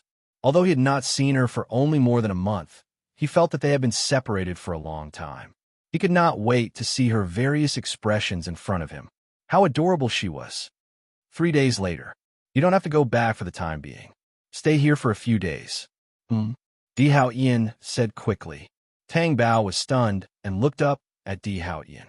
When she met Di Hao Yin's dark eyes that were as deep as the stars, she looked away. "Don't you need to go back?" Tang Bao lowered her gaze and said faintly, "It's just for a few days." Tang Bao wanted to say, "Don't you want to visit your mother?" But in the end, she did not say that. She looked at the winding river. The river here was not frozen at all, perhaps because it was in the mountains and could withstand the cold. The clear water was still flowing slowly. While she was in a daze, Di Hao Yin took her directly to the hotel and booked a room. After entering the room, although the room was not as luxurious as the presidential suite of the Di Cheng Hotel, however, the environment and facilities here were still very good, and it was very clean. Outside the window, it was really close to the mountains and the water. It was as beautiful as she had imagined. Tang Bao stood in front of the window and looked outside. Fresh air kept floating over, and she could not help but take a deep breath. If it's possible, I want to stay here with you for the rest of my life, Di Hao Yin said sincerely. Tang Bao's heart began to beat erratically, especially when she heard the last two words he said, which made her head start to buzz. However, she suppressed her emotions and still said in a very unpleasant manner, "Don't you need to earn money?" Di Hao Yin was helpless against this unromantic little woman. She would not stay here with him for the rest of her life. Di Hao Yin's words moved her, but she was also hesitant, because her life seemed to be firmly controlled by Di Hao Yin. From the first day she became an adult, she had never felt like she was controlled by others, until she met Di Hao Yin. He was really too domineering. Tang Bao did not want to be so close to Di Hao Yin. She always felt that he was too dangerous. No, Di Hao Yin. Tang Bao almost flew into a rage out of humiliation. I think of you every day. Di Hao Yin's words made Tang Bao freeze. The storm came quickly. In the end, Tang Bao collapsed on the bed.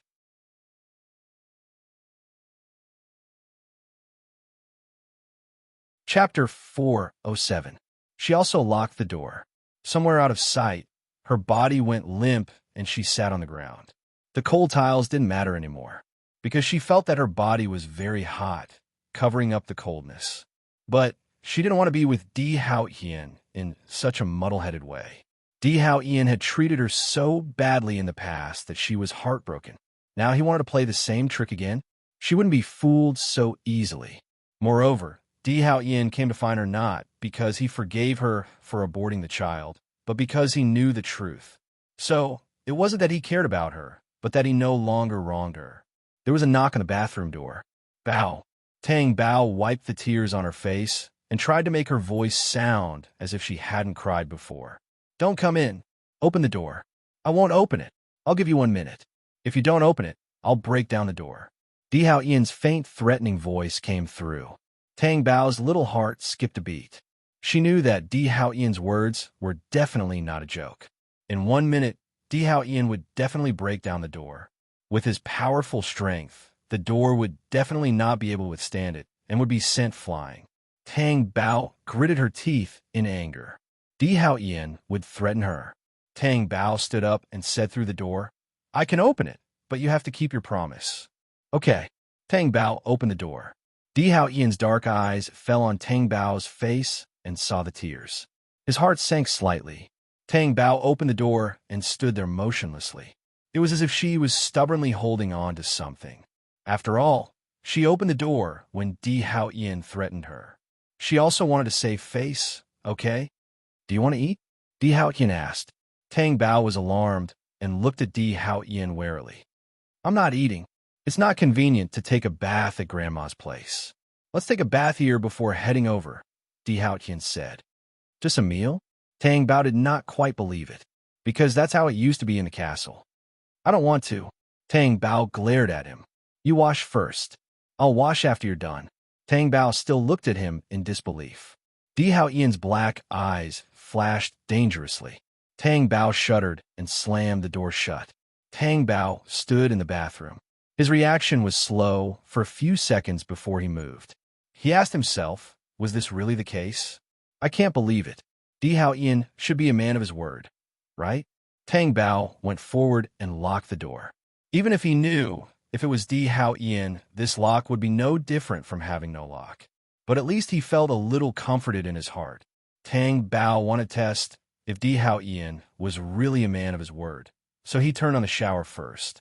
He let the sound of the water out. Then she stood there without moving and waited. However, she waited for 5 minutes, but there was still no movement. She pressed her ear against the door. It was quiet outside. In other words, Di Hao Ian really wouldn't and would keep his promise? Although Tang Bao was very surprised, this was what she hoped for. She turned around and quickly started to take a shower. She left it behind just now. Di Hao Ian didn't break into the bathroom until she finished showering and walked out. Di Hao Ian saw her coming out and also started to wash up. Tang Bao pursed her lips and walked to the side. Until Di Hao Ian entered the bathroom.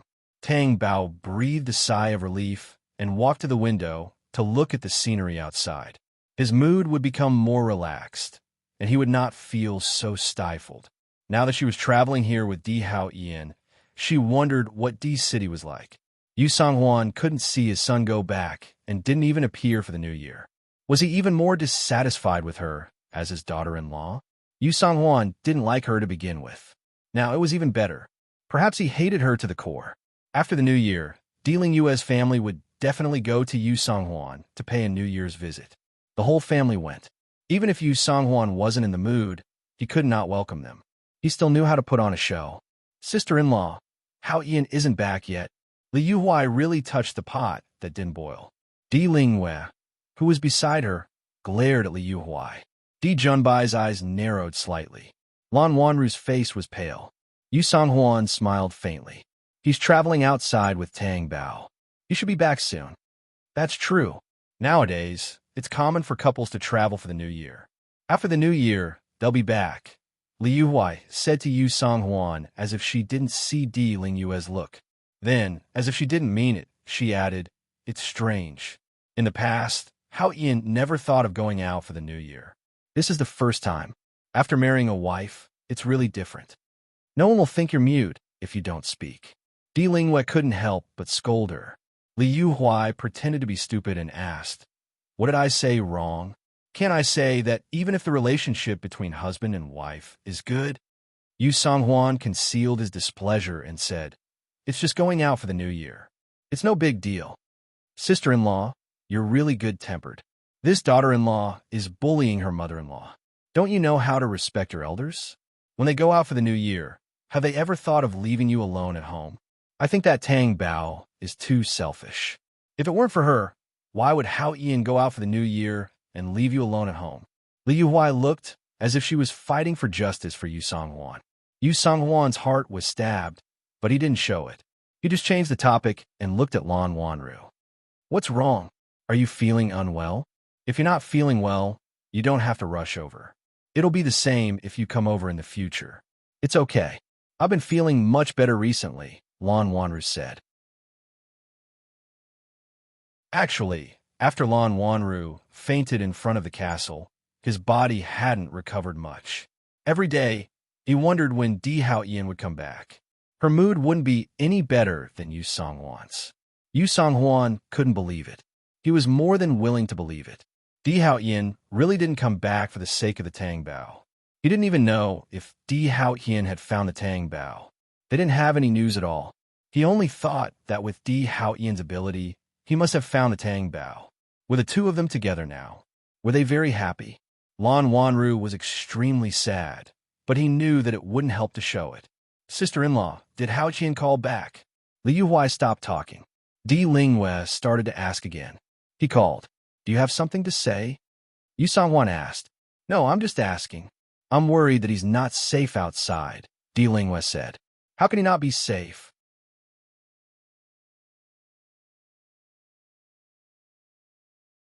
Chapter 408.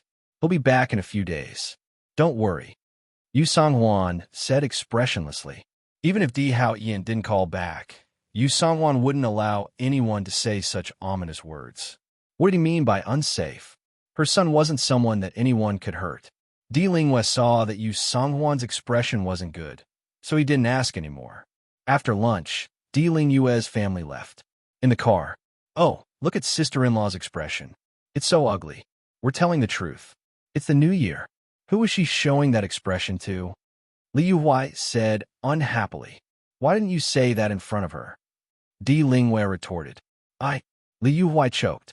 It would be great if he could never come back. Di Lingwa lowered his voice. Li Yuhuai and Lan Wanru didn't hear clearly. Li Yuhuai asked, "What did you say?" Di Lingwa ignored her. After sending Di Lingyue's family away, the house quieted down again. "It's better to be quiet in the house," Annie Wong said. "This family really doesn't give me any peace." Yeah, I don't know if they said those words on purpose. They took turns saying it one by one. They don't even know what they're saying. Annie Wong said. Yu Songhuan sneered. They know whether it's on purpose or not. I don't care what they do. It's just make their mouths feel better. Then old madam should be happier. Don't let them affect your mood. It's not worth it. Annie Wong said. Of course it's not worth it. I'm just wondering why Hao Ian didn't call back at all. It's fine if he didn't call, but no one picked up when I called. I have a feeling that he knows about it. Yu Songhuan said. Young madam said it? Who else could it be? Yu Songhuan's expression turned ugly when he thought of the Tang Bao. His expression was even uglier than when he faced Di Lingyue's family. She must have been unable to hold herself back and told the truth. Then young madam is really scheming. Yu Songhuan sneered. If she's not scheming at all, why would she let Hao Ian follow her around? You don't even care about me as your mother. The more she spoke, the more agitated she became. Annie Wong comforted her. Old madam, even if this is only temporary, the young master is just looking for something new. After all, young madam is young. Young? Why didn't Hao Ian look for someone younger than her? Yu Songhuan said angrily. This. Annie Wong didn't know what to say. I really regret it. If she hadn't stolen my wallet back then, I wouldn't have repaid my debt of gratitude in marriage. It's all my fault. Old madam, how could this be your fault? Young madam was the one who stole it. Say, if Hao Ian knows that I drugged the Tang Bao, will he never want to see me again? Yu Songhuan could suppress anyone, but he couldn't suppress his son. If there was anything in this world that she cared about, it was her son, because her husband had already passed away. Old madam, you're thinking too much. You gave birth to the young master.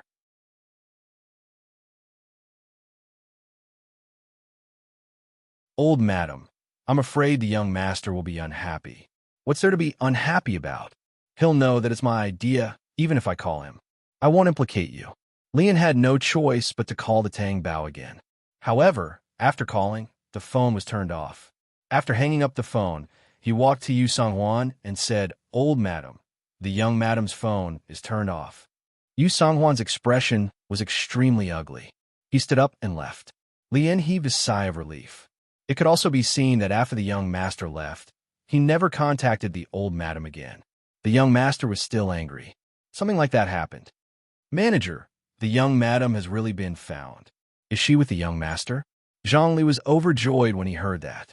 After Yu Songhuan left, he hurriedly asked. He Ju said it. It can't be wrong, Lian said.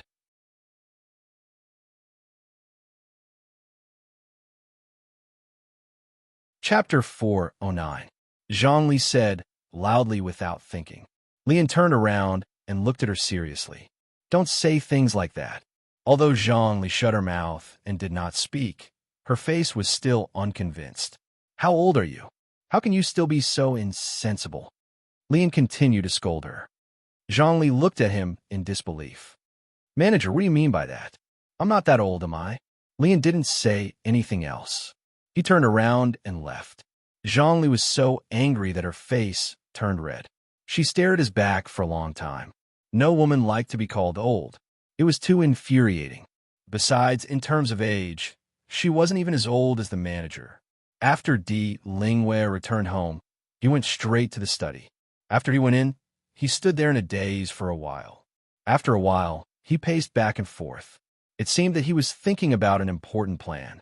In the end, he made up his mind and took out his phone to make a call. Bring more people to block Di Haoyan. You have the final say on the price. You will definitely suffer losses. He is the king of D City. You will have to pay a price for killing him. On your side, other than the hiring fee, the rest will be calculated based on one life. Don't worry, I won't be short of money. After the call, Di Lingyue heaved a sigh of relief. However, he felt that there seemed to be someone outside the door. So he put down his phone and went to open the door. After he walked out, he only saw a figure disappearing around the corner.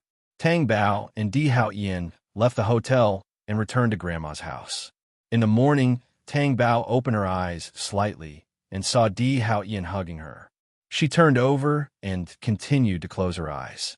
Recently, she could see Di Hao Yin hugging her every morning when she woke up. "What are you doing? Get up. I want to sleep for a while." Tang Bao shrunk her head into the quilt. Di Hao Yin let go of her and got up from the bed. Sensing that the person on the bed had gone down, Tang Bao stuck her head out of the quilt.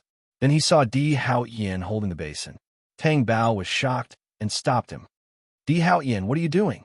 What do you think? Go outside," Tang Bao said anxiously. "It's cold outside," Di Hao Yin said, not caring that Tang Bao was there. Tang Bao looked at Di Hao Yin's behavior in horror. Di Hao Yin began to do this with his back to her. "Ah, you pervert." Tang Bao burrowed under the blanket again. Even though his eyes couldn't see, his ears could hear. Previously, it was always at night. It was the same in the morning. But now, why did he not care about her existence? Di Hao Yin was simply a super pervert. It was so abominable that her soul had left her body. Just as the Tang Bao was immersed in the huge blow, feel the bed sink. She hurriedly retreated. Tang Bao flew into a rage out of embarrassment. What did he mean by she used him? What did she use him? Isn't it very comfortable to sleep with a pillow at night? Di Hao Yin asked softly. His domineering and strong nature was as if he was born with it. Then, Tang Bao's whole body froze. She looked at Di Hao Yin defensively. "You can ignore it. You bastard." How could she ignore it? She was so shocked by Di Hao Yin's actions that she forgot to come back to her senses. Di Hao Yin paused slightly and looked at Tang Bao with an ugly expression. "What are you looking at? You're a big bastard." Tang Bao raised her voice. Di Hao Yin's face completely darkened. He growled, "I already said that I didn't. If I really did, would I still be like this now?" Tang Bao stared blankly at Di Hao Yin's angry expression. She was actually being scolded? Di Hao Yin's anger was over. Could he not be so unscrupulous? This rascal.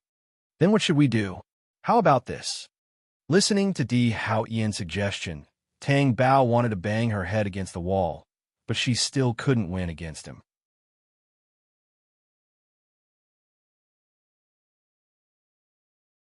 Chapter 410. What was she doing earlier? Did she only think of it after it was over? "I'll go down and get it. Wait for me for a while." Di Hao Yin got out of bed and went to look for it. Tang Bao did not dare to stay at home anymore. She lifted the blanket and got dressed. She moved quickly. After she was done, she ran to wash her hands. The water was cold, and it washed her hands. However, she felt that the water was not cold enough. The scalding sensation in her palm was still there, and it made her feel very comfortable. She had said that being with Di Hao Yin was dangerous. She wanted to stay away from Di Hao Yin as far as possible. However, Di Hao Yin's domineering and strong attitude made it impossible for her to escape. Not cold. Di Hao Yin's big hand reached over and held Tang Bao's petite hand in the water. "Your hand seems to be still warm." Tang Bao panicked, as if someone had grabbed her pigtails. She pulled her hand back forcefully. She took a towel and wiped the water off her hand. "I'm going to wash up. Can I go out first?" Tang Bao tried to hide the panic and shyness in her heart and asked, "Let's eat together." "Why should we eat together?" "I don't want to," Tang Bao said. As long as Di Hao Yin was beside her, she always felt uncomfortable doing anything. His aura was too strong. It always made people feel that it was impossible to guard against him. "What are you afraid of? You can't escape either." Di Hao Yin squeezed the toothpaste on the toothbrush and handed it to Tang Bao. His dark eyes were deep. Tang Bao wanted to refute, but she could not find the words to refute. She could only take her toothbrush angrily and brush it. Who asked her to be at a disadvantage in terms of aura and strength? It made her very angry, but there was nothing she could do. "Brush it gently." Di Hao Yin's big hand touched Tang Bao's head. Tang Bao felt that Di Hao Yin was too nosy. However, under Di Hao Yin's gaze, he naturally lowered his strength. She didn't want to admit that she had given in to Di Hao Yin's silent threats. When they were having breakfast together, Di Hao Yin gave his milk to Tang Bao. Tang Bao looked at his grandmother in embarrassment. Grandma acted as if she didn't see it. She was all smiles. What are you doing? I do. Drink more, Di Hao Yin said calmly. It was as if he had done something ordinary. Tang Bao looked at his empty cup and felt a wave of regret. If he had known earlier, he would not have drunk it so quickly. Otherwise, Di Hao Yin would not have made such a move. After their last trip to the village, they bought a lot of food and supplies. Those who didn't know would think that they were going to stay here permanently. However, even if they left and couldn't finish the food, Grandma could still use it. Grandma, what are you going to do later? Tang Bao drew a clear line between Di Hao Yin and asked, I'm going to take a look at the fields. I want to plant some food at the beginning of spring, Grandma said. Then I'll go with you. You can stay at home. The fields are wet. Don't get dirty. Grandma didn't let her go. It's okay. I'll just take it as having fun. I'm not afraid of getting dirty. On one hand, Tang Bao was indeed interested in crops. She had never seen any crops growing up in the capital. They were all ready-made. On the other hand, she didn't want to be alone in the house with Di Hao Yin. She felt unsafe. She always felt that when Di Hao Yin looked at her, it was like a wolf looking at a bloody game. It was especially scary. Since she was so insistent, Grandma didn't say anything else. She could do whatever she wanted. However, on the way, Grandma said, Can you leave him alone at home? You're doing it on purpose, aren't you? Grandma is old. I might be able to see things clearly. See what clearly? Tang Bao didn't want to admit it. He's so good to you. I've lived for so long, and I've never seen a husband treat his wife like this. It's as if he only has eyes for you. Grandma, these words sound so mushy. Tang Bao couldn't help but blush. It's not that I'm mushy. I'm just looking at the facts. I know you're still angry. Men are all prideful. Just give him a way out. Anyway, you're his woman. You can't run away. Tang Bao said unhappily. Why can't I run away? Even if you can run away, will you still be found? My location is in a ravine where there's no signal. If you can find me here, where can't you find me? Tang Bao was speechless. Even if she was unconvinced, she couldn't say anything to refute. Di Hao Yin did have a remarkable ability. Listen to Grandma. Don't waste your time here. Go back with him. Grandma persuaded. Tang Bao wanted to say that if Di Hao Yin wanted to take her away, she couldn't waste her time even if she wanted to. She even said that Di Hao Yin treated her well. He was clearly so domineering that it made people's hair stand on end. Okay? Why did it feel like she was the one in the wrong? Grandma still couldn't see things clearly. When she went to the field, it wasn't very humid. Perhaps it was because the mud on the ground hadn't melted yet. It was still a little hard. However, if she didn't want to get her feet dirty, she could stand on the ridge of the field. Grandma, will it look better in summer than now? Tang Bao looked over. There was only barren land. Yes, there's nothing now. I think that the rapeseed flowers on TV are all golden and beautiful. Grandma smiled and shook her head. What's there to see? They're beautiful.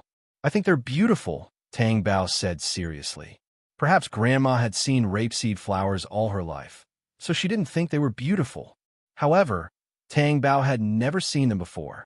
When the soil in the field began to show signs of melting, Tang Bao went up to the ridge of the field. As soon as she went up, she saw Di Hao Yin walking over. She was slightly stunned. He actually came over too. Tang Bao pretended not to see him and played with the dead branches at the foot of the mountain next to the ridge of the field. When she saw Di Hao Yin walking toward her, Tang Bao turned around and was about to leave. Di Hao Yin's threatening words came. This caused Tang Bao's footsteps to abruptly stop. She turned around and glared at Di Hao Yin. Grandma is here. Don't mess around. It's not up to me to decide whether I mess around or not. Tang Bao's expression did not look good. It's my freedom to go wherever I want. You're meddling too much. Di Hao Yin looked at her and said domineeringly. Tang Bao was speechless. That's right. Legally, wasn't he her husband? She couldn't run away, and she couldn't leave him either. Tang Bao felt that she was the most miserable and cowardly person in the world. Di Hao Yin looked at her defeated expression and couldn't help but smile dotingly.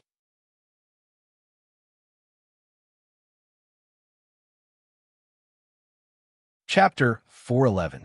He felt that this was a good reason. You don't know. I can learn. I can't. Tang Bao stared at him. If I can't learn, you can do it. Di Hao Yin said without changing his expression. I don't know either. Let's not cause trouble for her. Tang Bao snorted in her heart. You still dare to say that I don't know? If I don't know, you won't know either. Tang Bao thought for a while and asked Di Hao Yin, have you ever worked since you were young? No. Tang Bao was slightly surprised. You don't hide it at all. She also knew that Di Hao Yin would not work.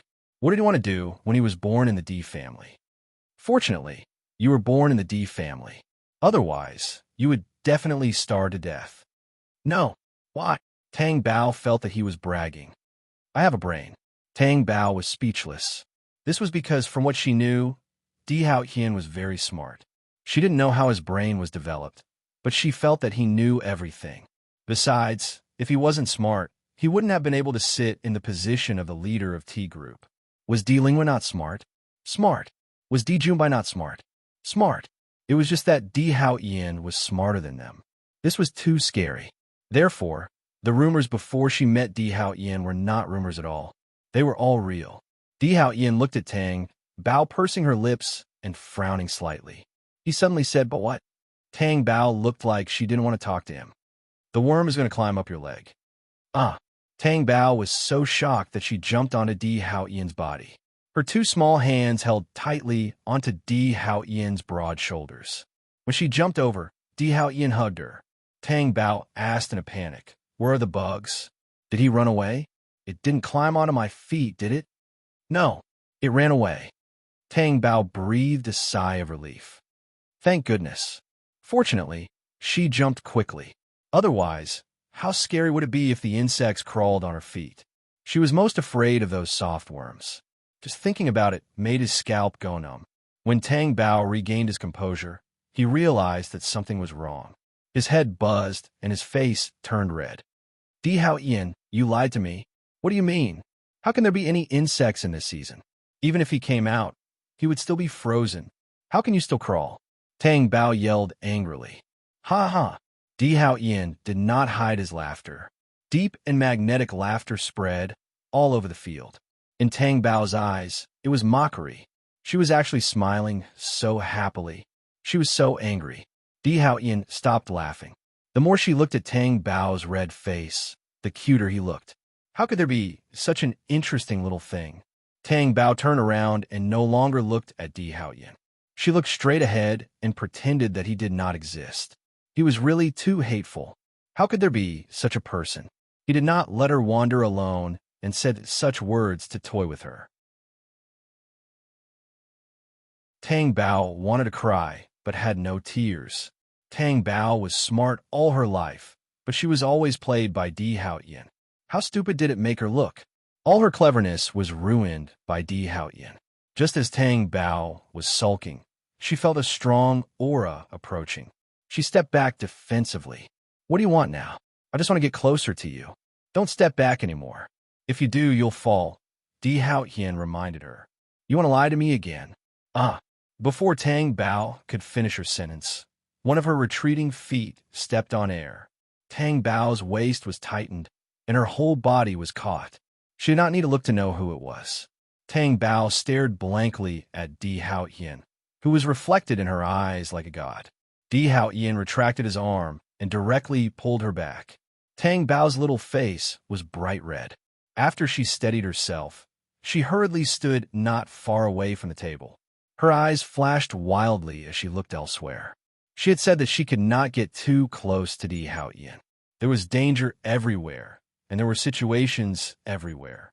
Di Hao Yin really did stand beside her with a calm expression. It was as if nothing had happened just now. From the beginning to the end, she was the only one who was too concerned and whose heartbeat was affected. This feeling was really terrible. Tang Bao felt that her breath was stuck in her throat, and it could not go up or down. She thought about it and found the most appropriate reason. She asked, Di Hao Yin, is my phone with you? He did not find her because of her phone. Yes, give it to me. Tang Bao reached out to him.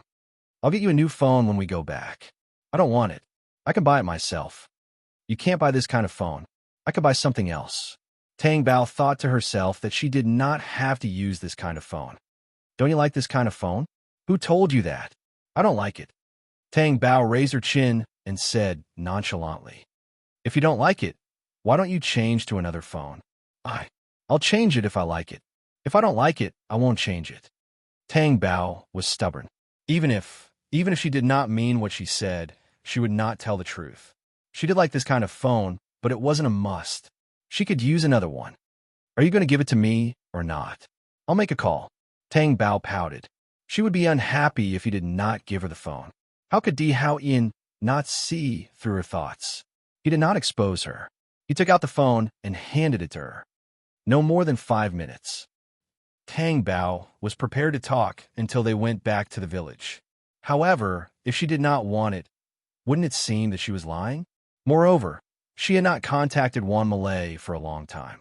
She still wanted to settle the score with Juan Malay. She took the phone and found that it was turned off. She turned it on first. After turning on the phone, there were only a few text messages.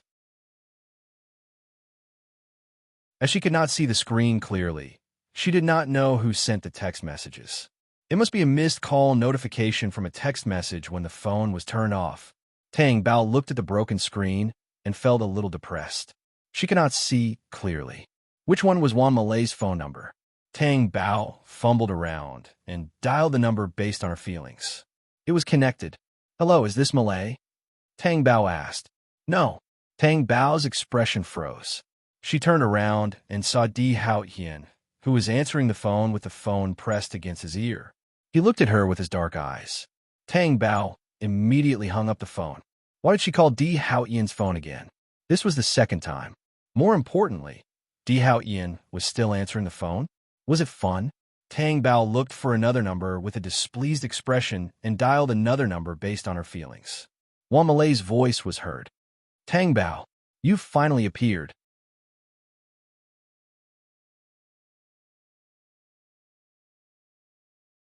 Chapter 412. Yes, I was thinking so much that I couldn't sleep at night. I said that you're going on a trip, but why did you turn off your phone? Do you know how scary that is? Juan Malay was so angry that she wanted to scold her. Could it be that someone will harm me?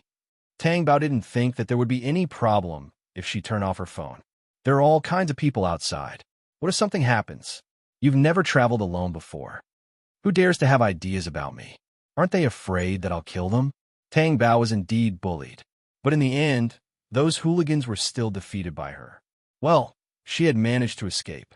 Actually, to her, it was all the same. Anyway, nothing happened to her. Okay. You're awesome. I was worried about you for nothing. Juan Malay said angrily. Well, now that we're done talking about this, should we talk about something else? Tang Bao asked as she took a few more steps to the side to prevent Di Hao-yin from hearing. Talk about what? How did Di Hao-yin know that his mother was the one who aborted the child? Tang Bao asked. Tell me. It's like this. My mother is looking for me. I'll hang up first. Don't you dare hang up? Tang Bao threatened. Did she not know that Juan Malay was going to run away with her tail between her legs? My mother is really looking for me. If it wasn't you who said it, who else would say it? I don't even need to ask. Baby, actually, isn't it good to say it out loud? Juan Malay said. Isn't it good to clear the misunderstanding? Look, the young master cares so much about you. He chased after you for thousands of miles. Aren't you embarrassed to hide it from him? Yes. I told you to help me hide it, but you didn't keep your promise. I won't tell you anything in the future. Don't. Juan Malay was anxious. At that time, Di Hao-yin came directly to my house. Actually, the young master was already suspicious. If he didn't suspect me, he wouldn't have come to me. Even if I don't tell him, he will find out sooner or later. He's already suspicious. Tang Bao was slightly stunned and glanced at Di Hao-yin. Just in time to see Di Hao-yin raise his wrist to check the time. Tang Bao was depressed. Did he really have to be so calculative? So what if it had been more than 5 minutes? Wasn't Di Hao-yin's possessiveness too much? He must be suspicious. I think he must have found out that I wasn't the one who gave him the medicine. If it wasn't me, who else would have given you the medicine? Juan Malay thought to himself, I have no choice but to say this. Anyway, Tang Bao and the young master had already reconciled. The process was not important, and the ending was perfect. Although Tang Bao did not know how Di Haoyan found out, he was still very unhappy. But it was not Wan Malay's fault. All right, I won't talk to you anymore. We'll talk when we get back. When will you be back? In 2 days, Tang Bao said. What 2 days? I'll come back after I've had enough fun with the young master. Wan Malay said with a wretched tone. After being separated for so long, didn't absence make the heart grow fonder? It's none of your business, Tang Bao said and hung up the phone. This surprised Van Milla on the other end. This was the behavior of forgetting friends for a lover. After Tang Bao hung up the phone, he walked towards Di Haoyan. It was as if he had to report back to his superior after finishing a matter. It was very annoying. Tang Bao walked in front of Di Haoyan, raised his face slightly, and asked, I'm done. I shouldn't have exceeded the time, right? Give it to me. Di Haoyan stretched out his hand. Tang Bao looked at the big hand and asked in confusion, What? The phone. The phone is mine. Why should I give it to you? Tang Bao was unhappy. Di Haoyan didn't say anything.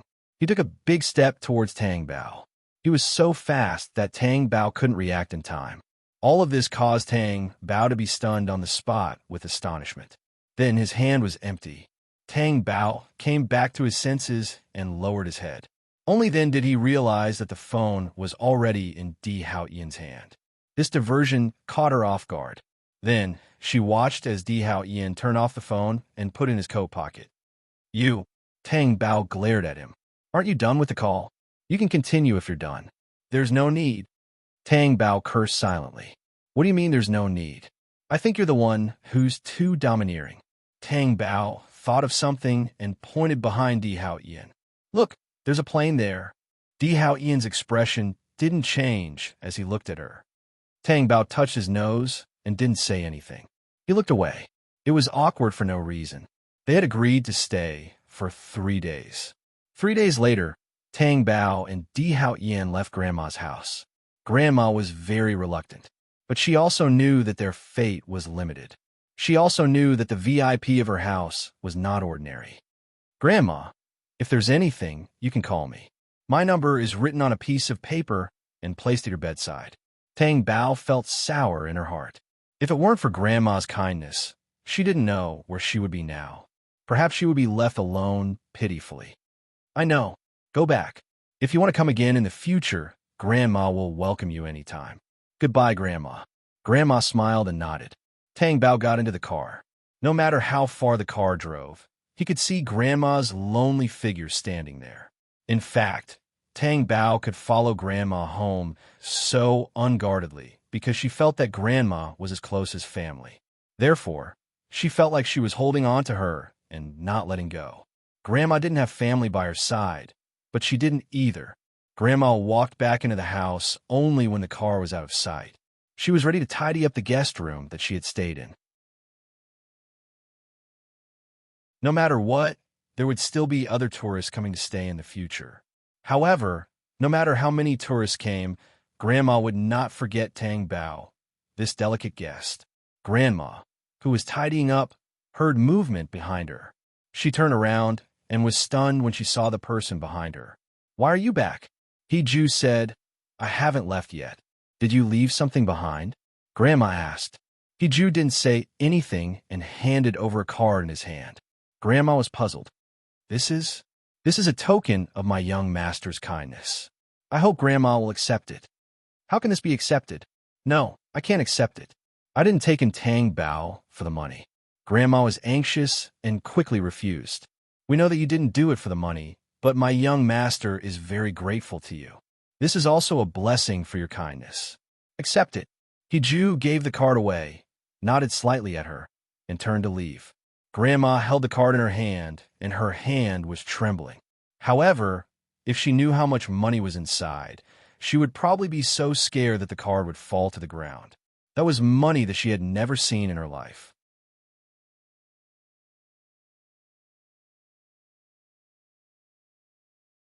Chapter 413.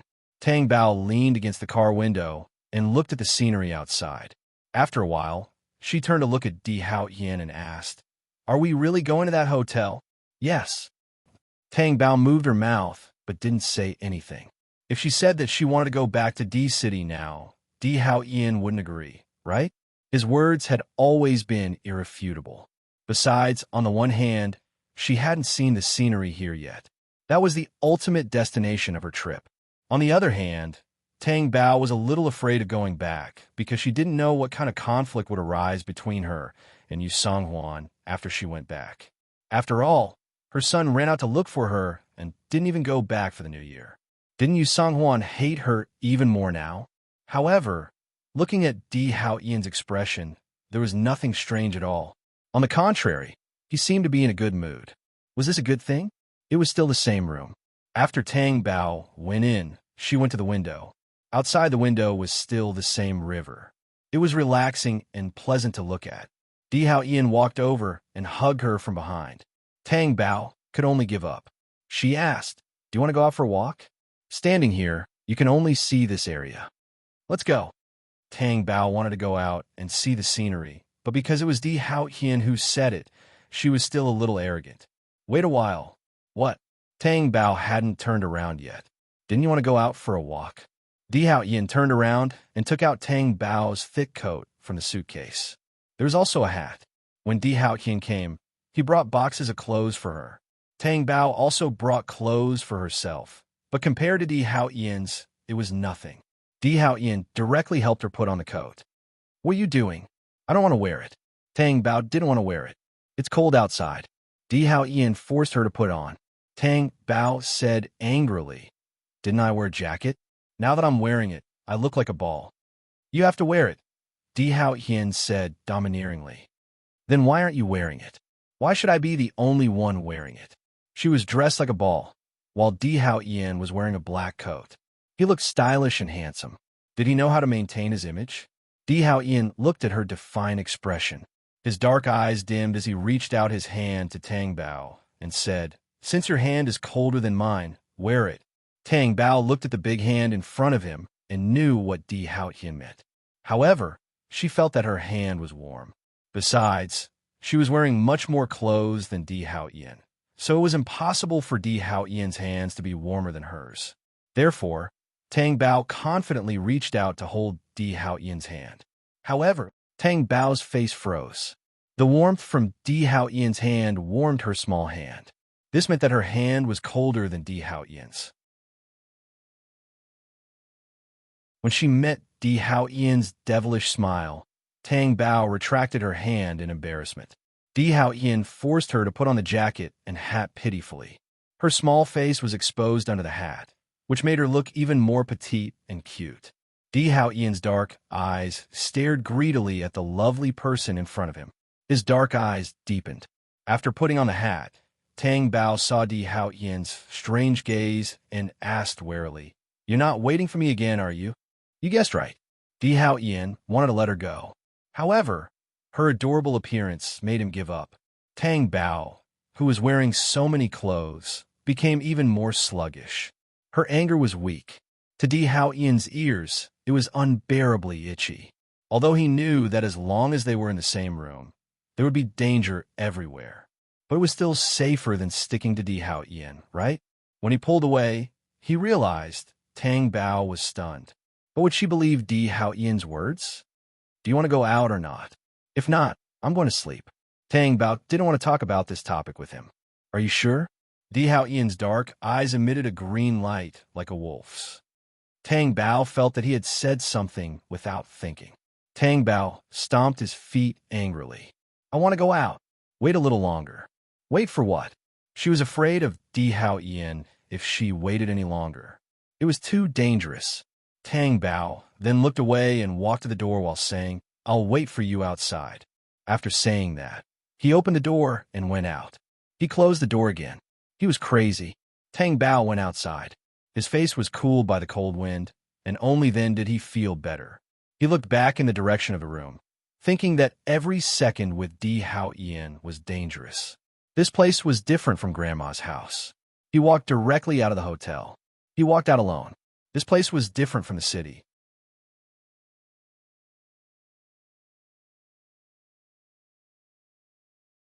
Chapter 414. Mountains filled her eyes. Although it was winter, it was still mainly green, because some trees were evergreen all year round. Tang Bao walked up along the river, feeling very novel. She felt very comfortable with the scenery in her eyes. This was the place she wanted to go. However, although she did not find the right place, she did not regret it. Tang Bao walked for a while and looked up at the mountain. The mountain was very deep, and the road was not wide. It was only wide enough for two people to walk side by side. Tang Bao thought of the horror movies she watched again. She looked back. She'd better wait for Di Hao Yin, in case he got lost. After a while, Di Hao Yin appeared. Tang Bao retracted her gaze and pretended to look at the scenery for a short while. When Di Hao Yin approached, she went up the mountain. "Are you waiting for me?" Di Hao Yin asked. "No," Tang Bao denied. "I'm just walking and stopping. This is called looking at the scenery." Di Hao Yin put an arm around her shoulder and walked forward. Tang Bao's shoulders stiffened. "How can you walk like this?" Tang Bao was a little awkward. Her face was flushed because of such intimacy. "I'll take you." "No, you really don't want to?" Di Hao Yin asked. "No." "Okay," Di Hao Yin said and took his hand down. Tang Bao could not believe that Di Hao Yin was so obedient to her. She said that she did not want him to take her, and he really did not want to? Tang Bao turned her face slightly, trying to see if Di Hao Yin's expression was hiding something. However, his chiseled face was very calm. She could not see anything. Since Di Hao Yin was such an obedient person, why did he usually give her a completely different feeling? Although Tang Bao found it strange, she did not say anything. She continued to walk forward and look at the scenery. Why did she care so much? As long as Di Hao Yin did not disturb her view of the scenery, she would be fine. The scenery was much more interesting than Di Hao Yin. Tang Bao's entire body was in the mountain stream. The mountain was so high and so deep. If she had been alone, she would not have dared to come here. At most, he would linger around the entrance of the mountain. Tang Bao turned around. He wanted to see if Di Hao Yin was also enjoying the scenery. However, as soon as he turned his head, Di Hao Yin was nowhere to be seen. There was no one behind him, only the branches swaying in the wind. Rustling sounds could be heard. "Di Hao Yin," Tang Bao called out. No one answered. "Di Hao Yin." Tang Bao raised his voice and looked uneasy. "Di Hao Yin, where are you?" Tang Bao walked back. Did she leave Di Hao Yin behind? He didn't follow me? That's impossible, right? With Di Hao Yin's long legs, how could he have fallen behind? Tang Bao walked back and shouted, "Di Hao Yin, Di Hao Yin, are you kidding me? I'm telling you, come out now. Otherwise, I'll be angry." But after threatening him, Di Hao Yin was still nowhere to be seen. Tang Bao's hearing became more sensitive. Whether it was in front or behind, they were all deep in the mountains. They had unknowingly walked into the mountains. This made Tang Bao, who had watched a lot of horror movies, start to have endless imagination in his mind. Coupled with the sound of the wind blowing on the branches, it was like the low howl of some kind of animal. It was especially scary. Tang Bao did not dare to walk forward or backward. He just stood there helplessly. "Di Hao Yin," Tang Bao sobbed as tears rolled down his cheeks. "Don't cry, I'm here." Di Hao Yin appeared out of nowhere and hugged Tang Bao. When he saw Tang Bao's panicked expression, he regretted teasing her. When he saw her crying, his heart was in a mess. "Where have you been?" Tang Bao was angry, but the 2 lines of tears on her face only made her look pitiful. "I went to explore." "You're not exploring. You're deliberately scaring me." Tang Bao was so angry that he punched Di Hao Yin with his hand. When his hand hurt, he kicked Di Hao Yin's leg. "It's my fault. I won't scare you in the future." Di Hao Yin pursed his lips and promised in a low voice. Tang Bao angrily pushed Di Hao Yin away. Di Hao Yin took a step back and looked at Tang Bao's flustered and exasperated look with his deep black eyes. There were still tears in his eyes, but there was anger on his face. Di Hao Yin's lips curled up slightly. "What are you laughing at? Is it very funny? Let me tell you, I think you're the most despicable person in the world. You can leave now. I won't be afraid if I'm alone here." Tang Bao put on a brave front and declared, "Really? Really?" Tang Bao nodded. "Okay, Then I'll wait for you in front. Follow me closely. Di Hao Yin finished speaking and walked forward. Tang Bao looked at Di Hao Yin's tall figure from the back.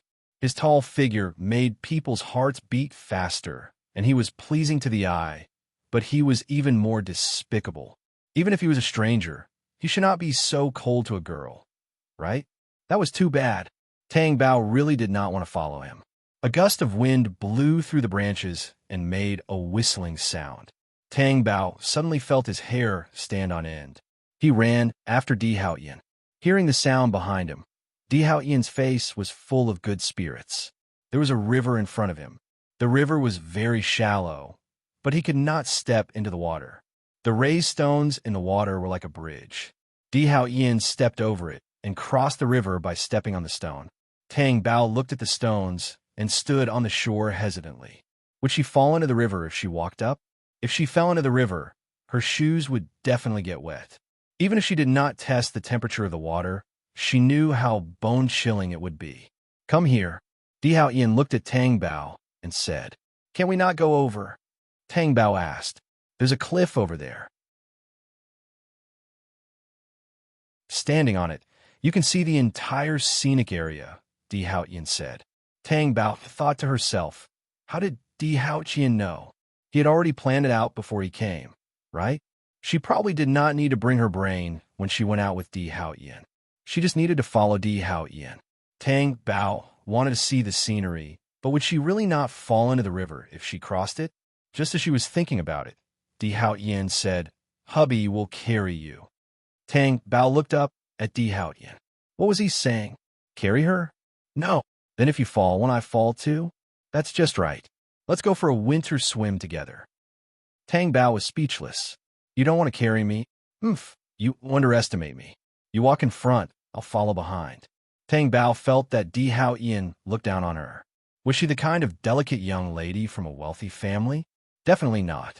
Di Hao Yin stepped onto the shore and said, You walk in front. Tang Bao did not refuse. She stepped on the stones and steadied herself. Then she stepped on the second stone, the third, the fourth. It seemed that her balance was not bad.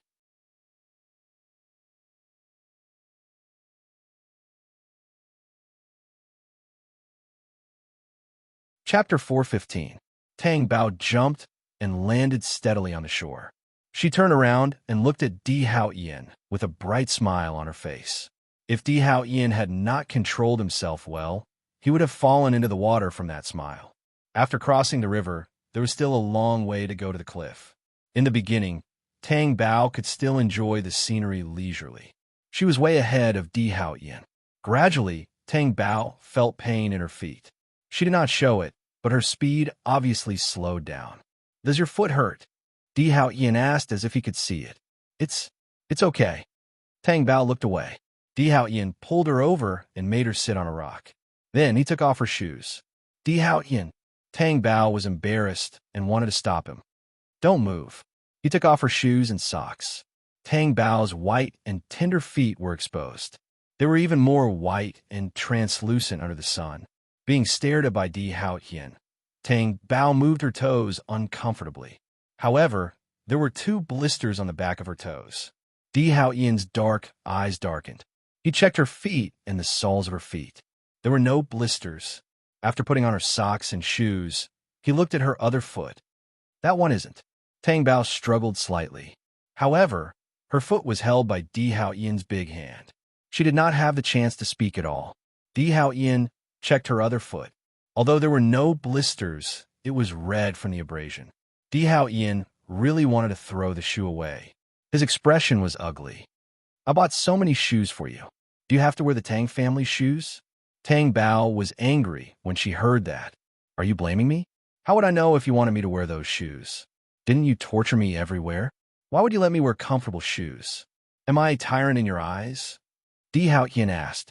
Tang Bao wanted to shout, yes. However, when she saw the dangerous look in Di Hao Yin's eyes, she pursed her lips and remained silent. She would never admit that she was a coward. She was just adapting to the situation. Di Hao Yin could not possibly throw her shoes away. Otherwise, Tang Bao's feet would be cold. If he wanted to throw it away, he would do it when he returned. The clothes left behind by the Tang family were all thrown away. Di Haoyin put on her shoes and socks with a cold face and said, "Get on my back." Then he squatted down in front of Tang Bao. "Are we still going to the cliff? Why don't we just forget about it? It'll be the same next time," Tang Bao said. Although it was a pity not to look at it, there was nothing he could do about it. "Come up." Di Haoyin's tone was firm. Tang Bao looked in Quan's broad back and asked Di Haoyin awkwardly, "Have you carried someone on your back before?" "No." Tang Bao was slightly stunned. So it was his first time carrying someone on his back?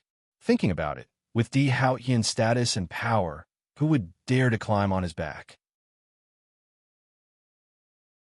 Standing in front of him, his aura was already very intimidating. Tang Bao felt slightly better. She thought that since Di Haoyin was the one who asked to carry her, she would reluctantly do it. Tang Bao directly climbed onto Di Haoyin's back and clung onto Di Haoyin's broad shoulders with her two small hands. "On my neck." "No, just like this." Tang Bao refused. Di Haoyin did not say anything. His big hand supported her little butt and stood up. "Ah." Tang Bao instinctively wrapped her two hands around Di Haoyin's neck. Her small face instantly turned red. Di Haoyin was tall and big. If she fell, it would definitely be a serious fall. However, she felt that Di Haoyin was deliberately scaring her, just like how he was hiding just now. "Demon, big demon." Tang Bao cursed fiercely in her heart. "When you go back, you are only allowed to wear the clothes and shoes I bought for you," Di Haoyin said firmly. "Why? Many of the clothes in my house have not been worn more than a few times." Although Tang Bao lived in the Tang family, her family was not bad. But she did not learn the bad habit of wasting money. "Throw it away." "No, that's my thing." "How can you throw it away? Also, what will I wear when I go back to the Tang family?" Tang Bao felt that Di Haoyin was being unreasonable. "I will buy you a lot of clothes and shoes and leave them at the Tang family's house," Di Haoyin said. "But if you say but again, I will throw it here." Di Haoyin thought of the blisters on Tang Bao's small and tender feet, and his face darkened a little. Tang Bao opened her mouth and wanted to refute, but she was stunned and did not make sound. She was angry and helpless. She rested her chin on Di Haoyin's shoulder and remained silent, because she did not want Di Haoyin to really throw it here. Di Haoyin was capable of doing anything. Let him be. Anyway, he was spending his money. If he wanted to spend it, she did not have to stop him. That would be too unreasonable. After carrying Di Haoyin for a while, Tang Bao turned her face and asked Di Haoyin, "Are you tired? Why don't I get down and walk? I still have a good foot anyway. Even if I carry you to the top of the mountain and then enter the bridal chamber, there won't be a problem," Di Haoyin said without changing his expression. Tang Bao cursed in her heart. She should not have asked Di Haoyin.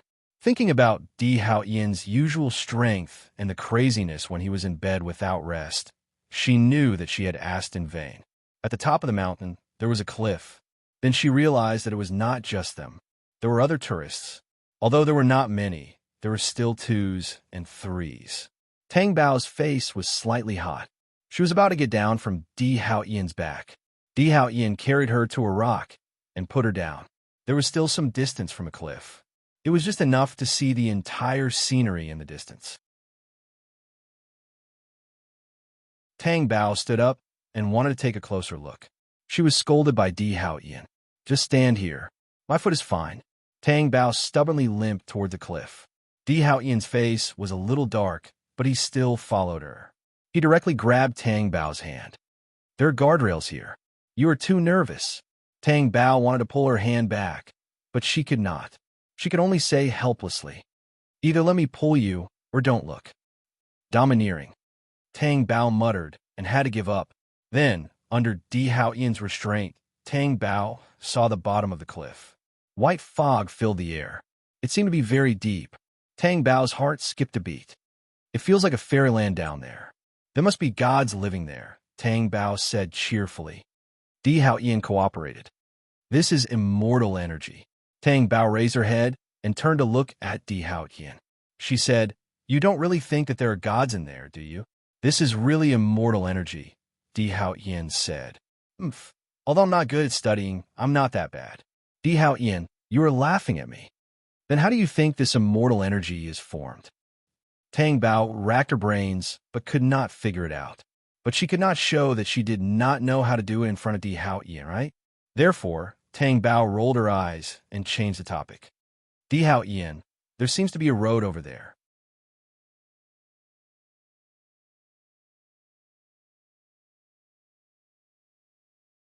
Chapter 416.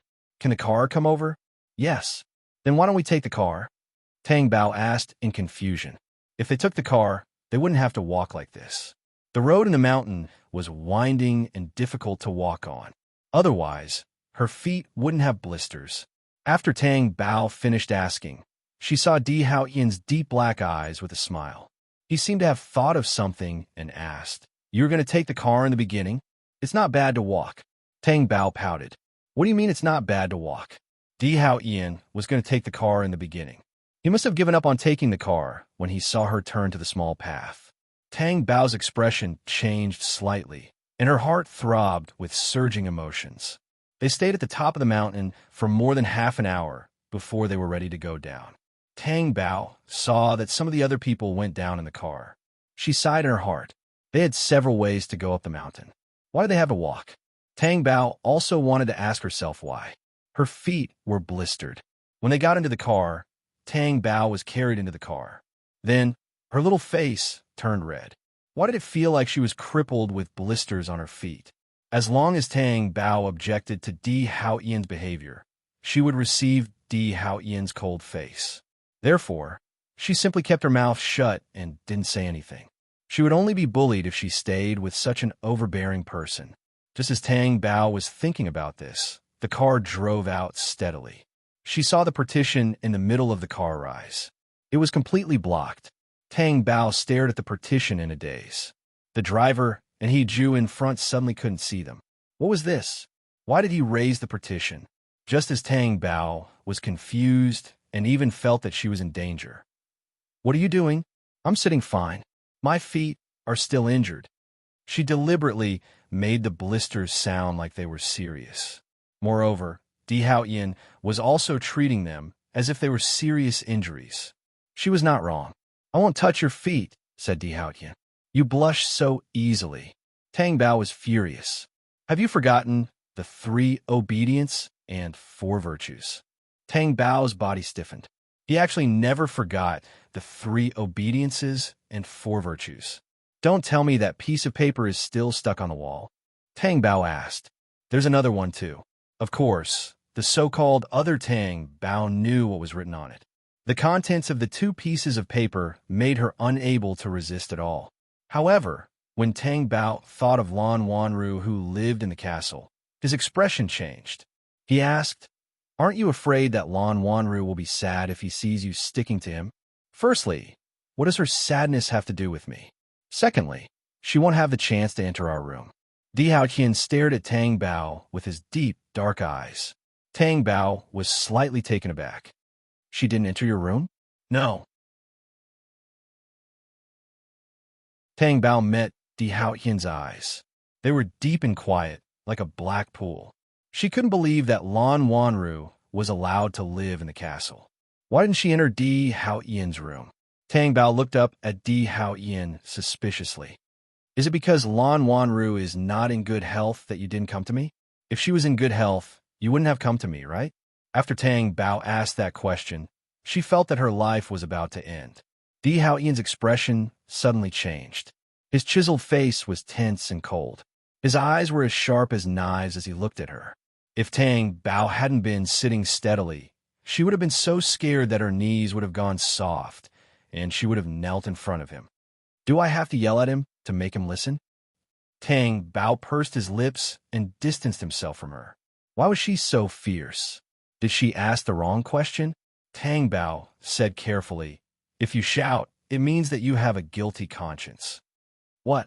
That's what I said. Did you let Lan Wanru stay in the castle? Did you let her stay there? If she stays there, it means that what I said is right." Although Tang Bao made a lot of sense, he still suppressed his voice. After all, Di Hao Qian's face was very dark and scary at this moment. "Round my ass. Di Hao Qian, How dare you scold me with vulgarities? Tang Bao was angry and stared at Di Haotian in disbelief. Not only will I scold you, but I will also not let you eat. Tang Bao refused. Tang Bao immediately pursed his lips and protested silently. Another agreement. Tang Bao's face turned red. Di Haotian didn't even mention the content of the agreement. However, Tang Bao knew very well. It was because she had forced Di Haotian to sign his name. There was a sentence on the agreement that read,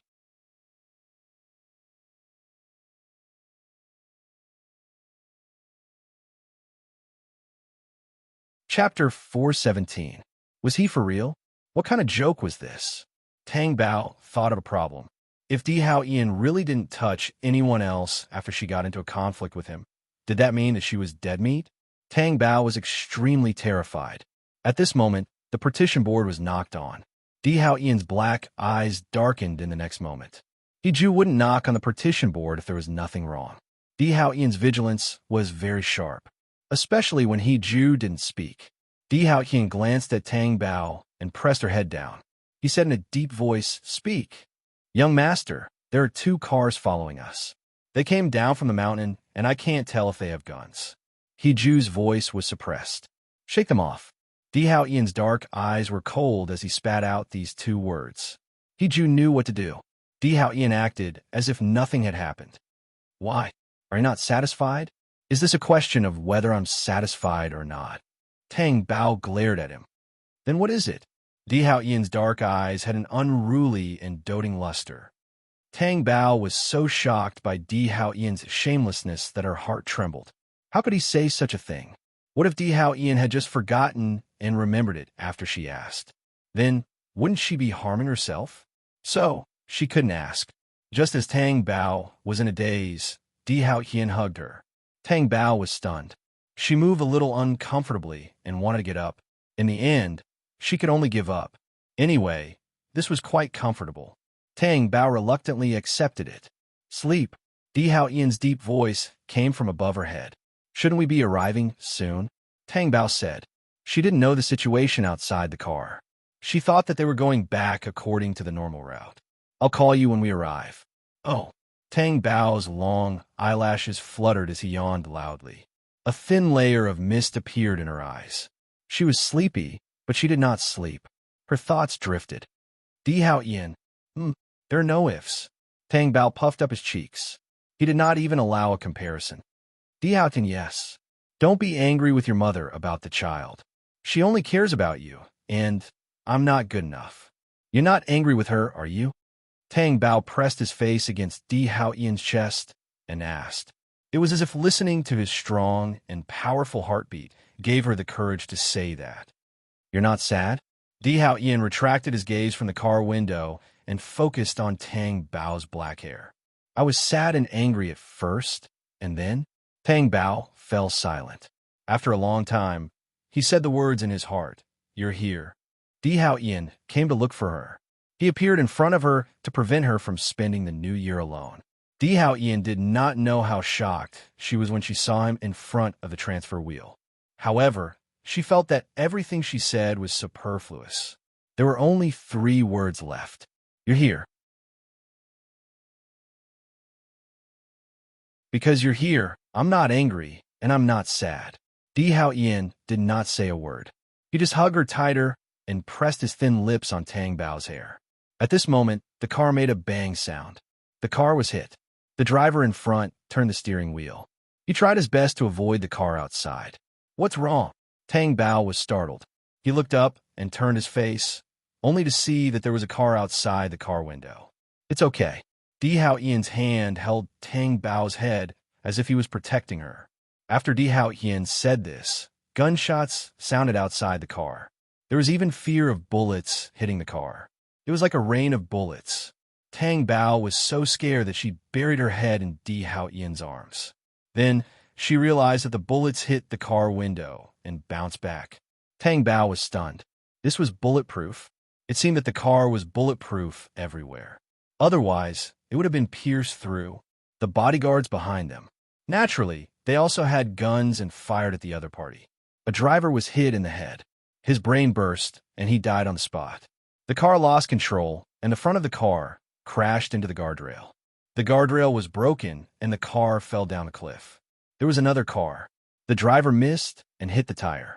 Di Hao Ian's car was bulletproof, but it did not mean that the other car was also bulletproof. After the tire was shot, the car also lost control. No matter how hard the driver tried to turn the tide, it was useless. The car crashed into the foot of the mountain.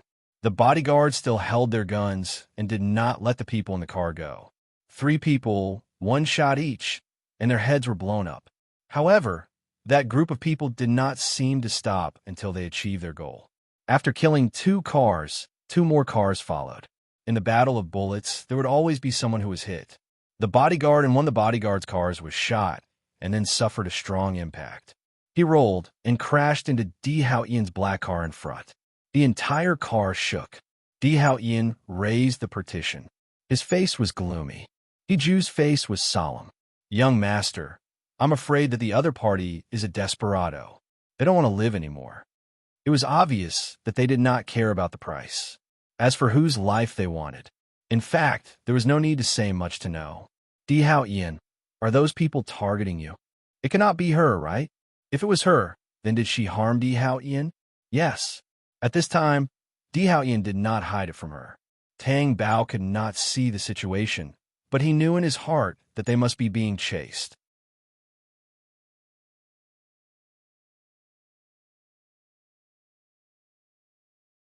Chapter 4:18. What she heard on TV did not count. "How many cars are there?" Di Hao Ian asked. 2 cars have been destroyed, but 2 more have appeared. "For the time being, we don't know how many people are waiting," Hiju said. These people had obviously come prepared. They even knew their equipment very well. Di Hao Ian's face was cold, and his black eyes were frightening. "Di Hao Ian, put me down first. Let me sit next to you." She did not want to affect Di Hao Ian. She was not that timid. "Don't move." Di Hao Ian's arm was around her waist, as if she wanted him to let go. That was impossible. "The bullets won't come in. Let me sit next to you." Di Hao Ian ignored her and looked out of the car window with his sharp black eyes. Tang Bao's beautiful eyebrows furrowed slightly. Could this person not be so domineering at this time? The current situation was that even if they stopped the car, the other party was obviously prepared and outnumbered. Moreover, they were in an unfamiliar environment far away from D-City. Di Hao Ian's manpower could not be replenished at all. Hiju rolled down the car window, took out his gun, and shot at the tires of the car that was chasing after the bodyguards. The aim was 100%. Tang Bao was shocked. There were guns in this car? Tang Bao could not help but ask Di Hao Ian, "Do you have a gun on you?" Di Hao Ian's black eyes narrowed, and his gaze fell on her. "Yes." "Really? I've never seen it before." "You've seen it before." "Have I?" Tang Bao was stunned. She tried to recall when she had seen Di Hao Ian's gun before. "This gun? What time was it? Are you scared?" Tang Bao paused and said, "No, I'm not that timid." The car was hit hard, and Tang Bao was so scared that she immediately shrank back. Di Hao Ian held her tightly, but his face was frighteningly dark. Hiju said, "Young master, the number of enemies has increased again. What about the car behind?" Di Hao Ian was referring to the bodyguard's car. "I'm still holding on. I should be able to hold on for a while. As long as we go around this mountain path, they won't be able to do anything." To be able to hold on until now and destroy so many cars was already the limit. However, at this moment, the other party realized that they couldn't take down the bodyguard car no matter how hard they tried. He didn't want to waste any more time and miss this opportunity. From a side road, a car drove straight towards Di Hao Ian's car. Di Hao Ian was the first to see the car that had perished together with him. His first reaction was to tighten his arms and hug Tang Bao in his arms. Such a reckless collision caused the car to be scrapped and even burst into flames. Although Di Hao Ian's car was only slightly damaged, it was very difficult to control at such a high speed. Even if the driver hurriedly turned the steering wheel, he couldn't withstand the impact. Except for Tang Bao, who was so scared by the explosion that she buried her face in Di Hao Ian's arms and didn't look up, everyone else in the car saw the out-of-control car crash into the guardrail at the edge of the cliff. Ju immediately tried to save the steering wheel. However, the front of the car hit the guardrail hard, and the guardrail exploded into sawdust. Qian growled and kicked open the car door with his long legs. As the car fell, he used his arm strength and threw Tang Bao directly. Tang Bao felt herself fly out and then fall. She fell on the hard ground and screamed in pain. The sound of the collision resounded through the mountain stream behind her. Tang Bao turned around in shock and heard the sound of his dying heartbeat. She didn't see anything. The car was gone. Where was the car? Tang Bao stood up and walked to the edge of the cliff. She looked down, but she couldn't see anything. Only the white fog lingered. Qian, where are you? Tang Bao asked. She didn't see anything, but tears flowed out first. Qian, where are you? Tang Bao asked again, but no one answered her. The people on the other side saw that they had achieved their goal and all left. The bodyguard's car stopped, and the bodyguard's subordinate walked over. Young madam, young master's car fell, bodyguard number 1 said. What? Impossible, I don't believe it. I didn't see it fall, Tang Bao said, but her tears fell violently. The more she fell, the more she broke down. Young madam, why are you still standing here? Look for him. Tang Bao suddenly screamed. Then, everyone reached the foot of the mountain. The mountain path was very deep. They only reached the bottom of the cliff after a deep and shallow path. They searched according to the location where the car would appear after it fell. After Tang Bao came down from above, her tears didn't stop flowing silently. Her hands and feet were cold, and her entire body was cold and trembling. She gritted her teeth tightly and didn't fall to the ground because she couldn't hold on. Qian, nothing must happen to you. Otherwise, I will never forgive you for the rest of my life. Qian, are you hiding again? Hear my voice and respond to me. Tang Bao broke down and cried. She hoped that when she turned around, she would see Qian, or when she wasn't paying attention, Qian would hug her from behind. Anything would do. She just didn't want him to not appear. Qian, didn't you say that you wouldn't scare me in the future? Tang Bao cried until she was almost out of breath. Are you going back on your word? Come out quickly. Found it. The bodyguard shouted. Tang Bao was stunned and immediately ran towards the bodyguard in the distance. When she was about to get close, she saw the car that had flipped over. She couldn't be more familiar with the black and domineering car that was about to be engraved in her heart, because seeing it was like seeing Qian. However, her footsteps suddenly stopped, and she suddenly didn't dare to go forward. She stared blankly and even forgot to cry. The bodyguards couldn't care less about Tang Bao at this moment. They all went forward to save her. Qian's car wasn't an ordinary car. It wasn't that easy to pry it open. Moreover, the car had suffered such a huge impact, so it was even more difficult. Moreover, this was the wilderness, so there was no time to wait for others to help. Tang Bao stood there without moving, but her heart was burning with anxiety. She knew that she couldn't help, but she didn't dare to go forward. She repeatedly prayed in her heart that nothing would happen to Qian. After the door opened, the bodyguards immediately went in to rescue him. Young master! Young master! Qian was lying on the seat inside. There was no blood on his head, but the blood that flowed into his neck was indeed flowing from his head. It was just that they didn't know where the injury was.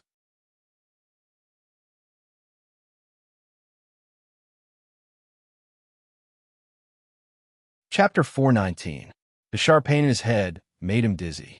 Young master, you're injured. The bodyguard helped Qian out of the car. Where are they?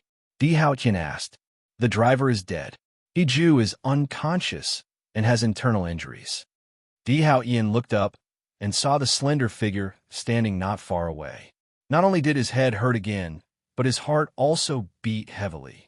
Tang Bao's legs felt like they were filled with lead. She ran forward with tears in her eyes. She ran to Qian and cried as she looked at him. There was so much blood in his neck. Are you injured? Is it painful? Qian asked quickly. I'm not injured. It hurts. It hurts all over. It hurts inside and out. Especially her heart. It felt as if it had been torn apart by the fall. Qian, you scared me to death. Di Hao Ian raised his hand and rubbed the tears under her eyelids with his rough fingers. His voice was low and hoarse. Don't cry. I'm fine. You've lost so much blood.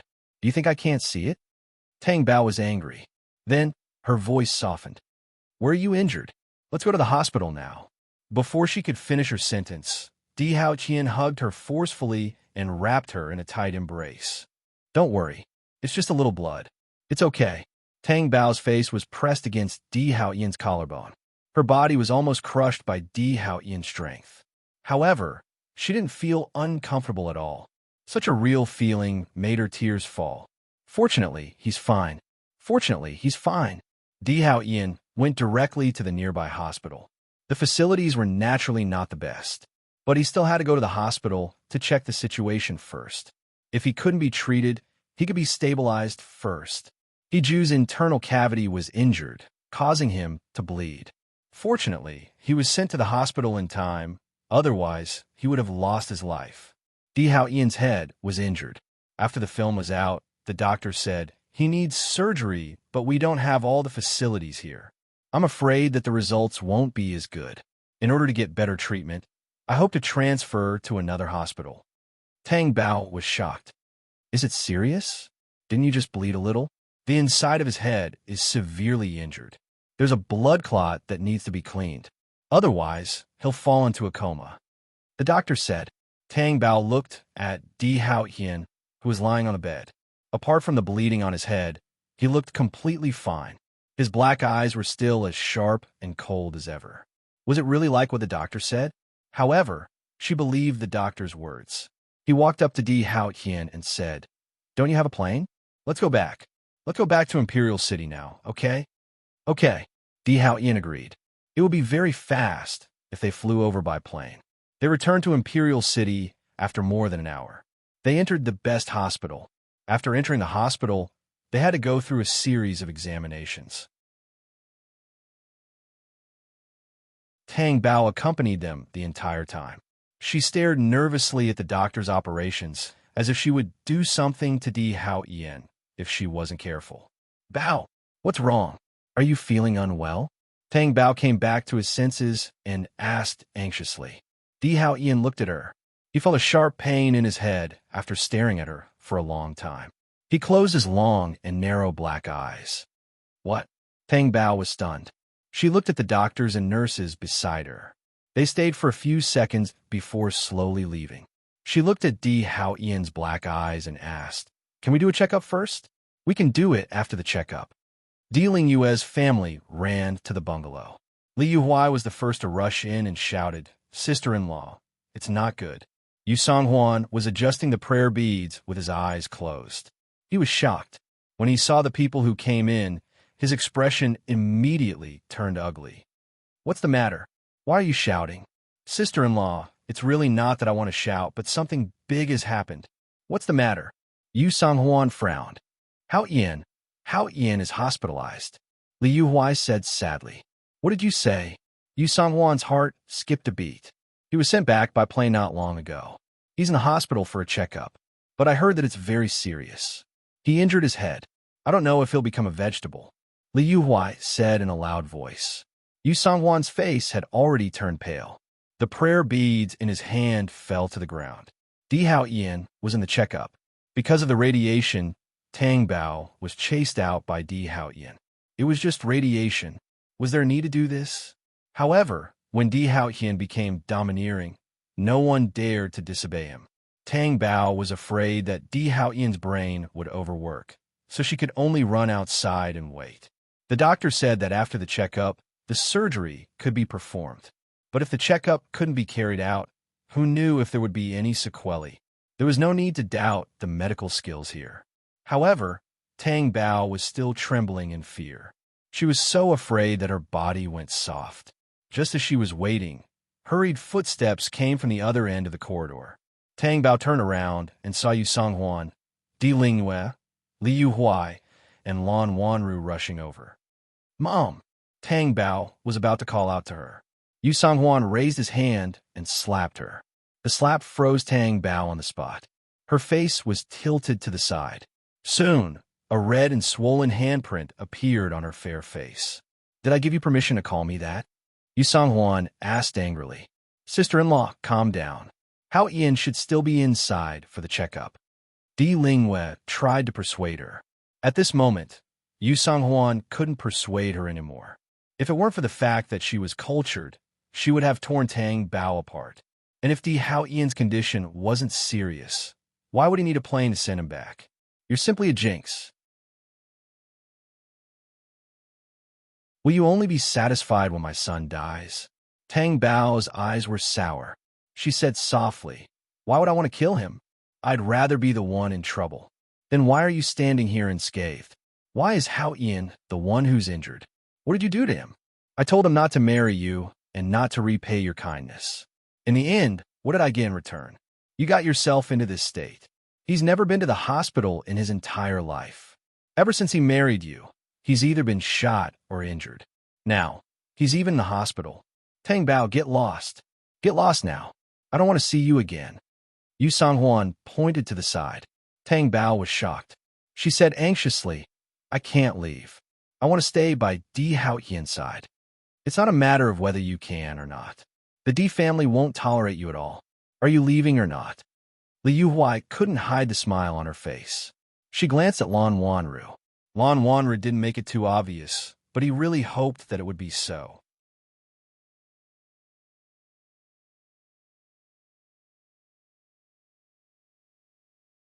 Chapter 420.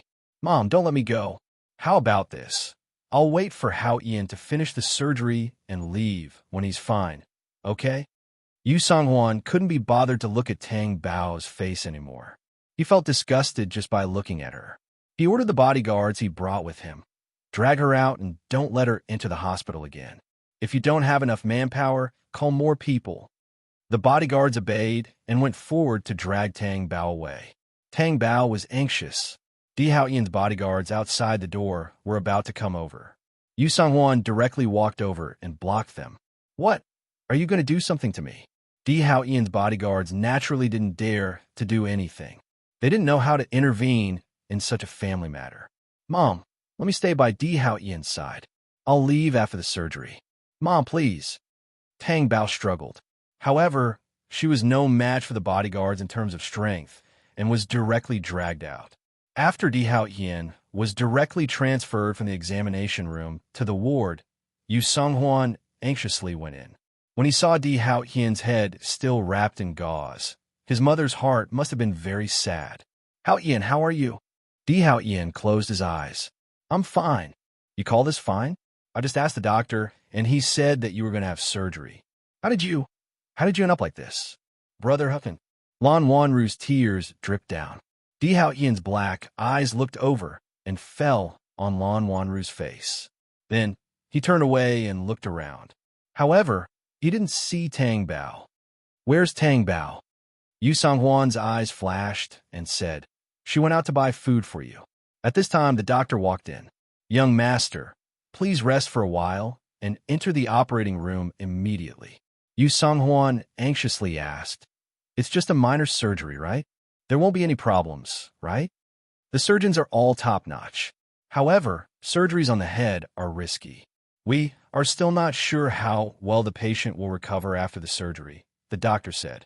Di Lingwei rolled his eyes, but didn't say anything. It was Di Hao Ian who spoke. All of you get out. Hao Ian. Yu Song-hwan wanted to say something.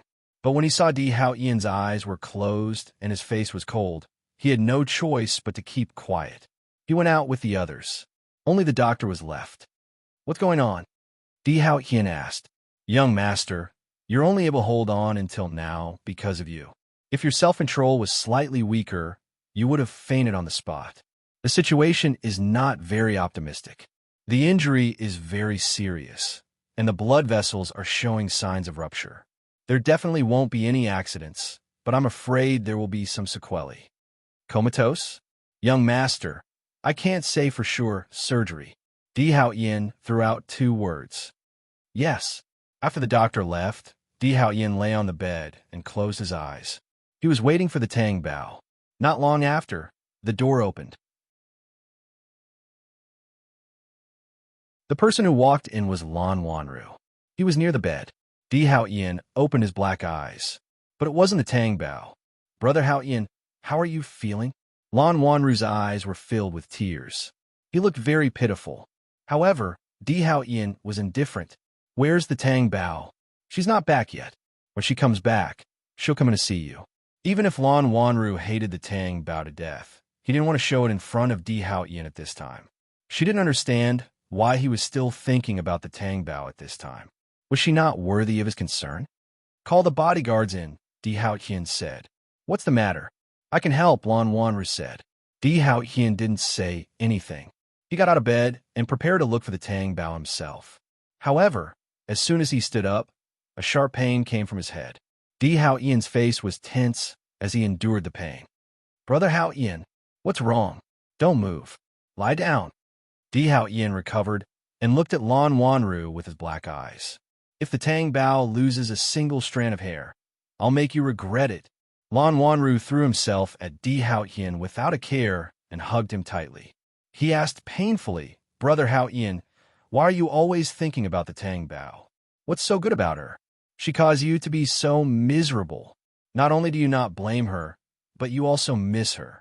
I don't understand. Di Hao Yin pushed Lan Wanru away forcefully, but his vision went black and he collapsed. Lan Wanru, who had fallen, didn't care about the pain in his body. He immediately crawled over and shouted nervously, Brother Hao Yin? Brother Hao Yin? Wake up, don't scare me. Di Hao Yin opened his black eyes slightly. Lan Wanru's face kept shaking in his eyes until he completely fainted. Di Hao Yin, who had fainted, was rushed to the operating room for surgery. At this moment, Tang Bao, who was outside, couldn't break into the hospital no matter how hard he tried. Tang Bao was so anxious that tears welled up in his eyes. His heart was about to explode. It hurt so much. However, the two bodyguards in front of him didn't let him pass. Tang Bao knew that they were following Yu Songhuan, so they were so presumptuous. Aren't you afraid that Di Hao Yin will vent his anger on you when he wakes up? Tang Bao wanted to scare them. However, they said expressionlessly, Sorry, young madam, we can't let you in. Even if they were afraid of Di Hao Yin, Yu Songhuan was the second person who had the right to speak now that he was awake. I'm just going in to see how he's doing. I won't go near him. I'll just stay far away, okay? Tang Bao was so anxious that he stomped his feet and tears flowed down his face. The bodyguards didn't change their expressions and didn't let her in. Tang Bao tried hard to calm himself down. If the soft approach didn't work, then should he use the hard approach? These two people look smart. She was confident that she could defeat one of them, but it would be difficult for the other. They weren't the two stupid hooligans in the village. Just as Tang Bao was thinking of a way to get in, she saw Lan Wanru walking out. He had a gentle appearance and temperament, and every step he took was ladylike. However, his eyes were filled with hatred for Tang Bao. Tang Bao couldn't care less. It was as if she had grasped at a life-saving straw. She wanted to run over, but she was stopped by the bodyguards. She could only ask Lan Wanru through the bodyguards. Lan Wanru, how's Di Hao Yin? Is the checkup done? Is he going to undergo surgery? According to the time, he hasn't entered the operating room yet, right? Brother Hao Yin has already entered the operating room. Lan Wanru informed her without hesitation. What? He went in? Tang Bao's heart clenched. Hence, she turned around and begged Lan Wanru, Let me in, okay? I want to watch over him. Watch over him? Are you sure you won't kill him? Lan Wanru sneered. Tang Bao looked at her, slightly stunned. I think you know that eldest aunt doesn't like you, so you deliberately went on a trip and let Brother Hao Yin chase after you, right? This way, the two of you can have fun outside. It's not like that. You're tuning in to the Warrior Lore YouTube channel. Don't forget to subscribe and join us on this journey to catch the most captivating stories.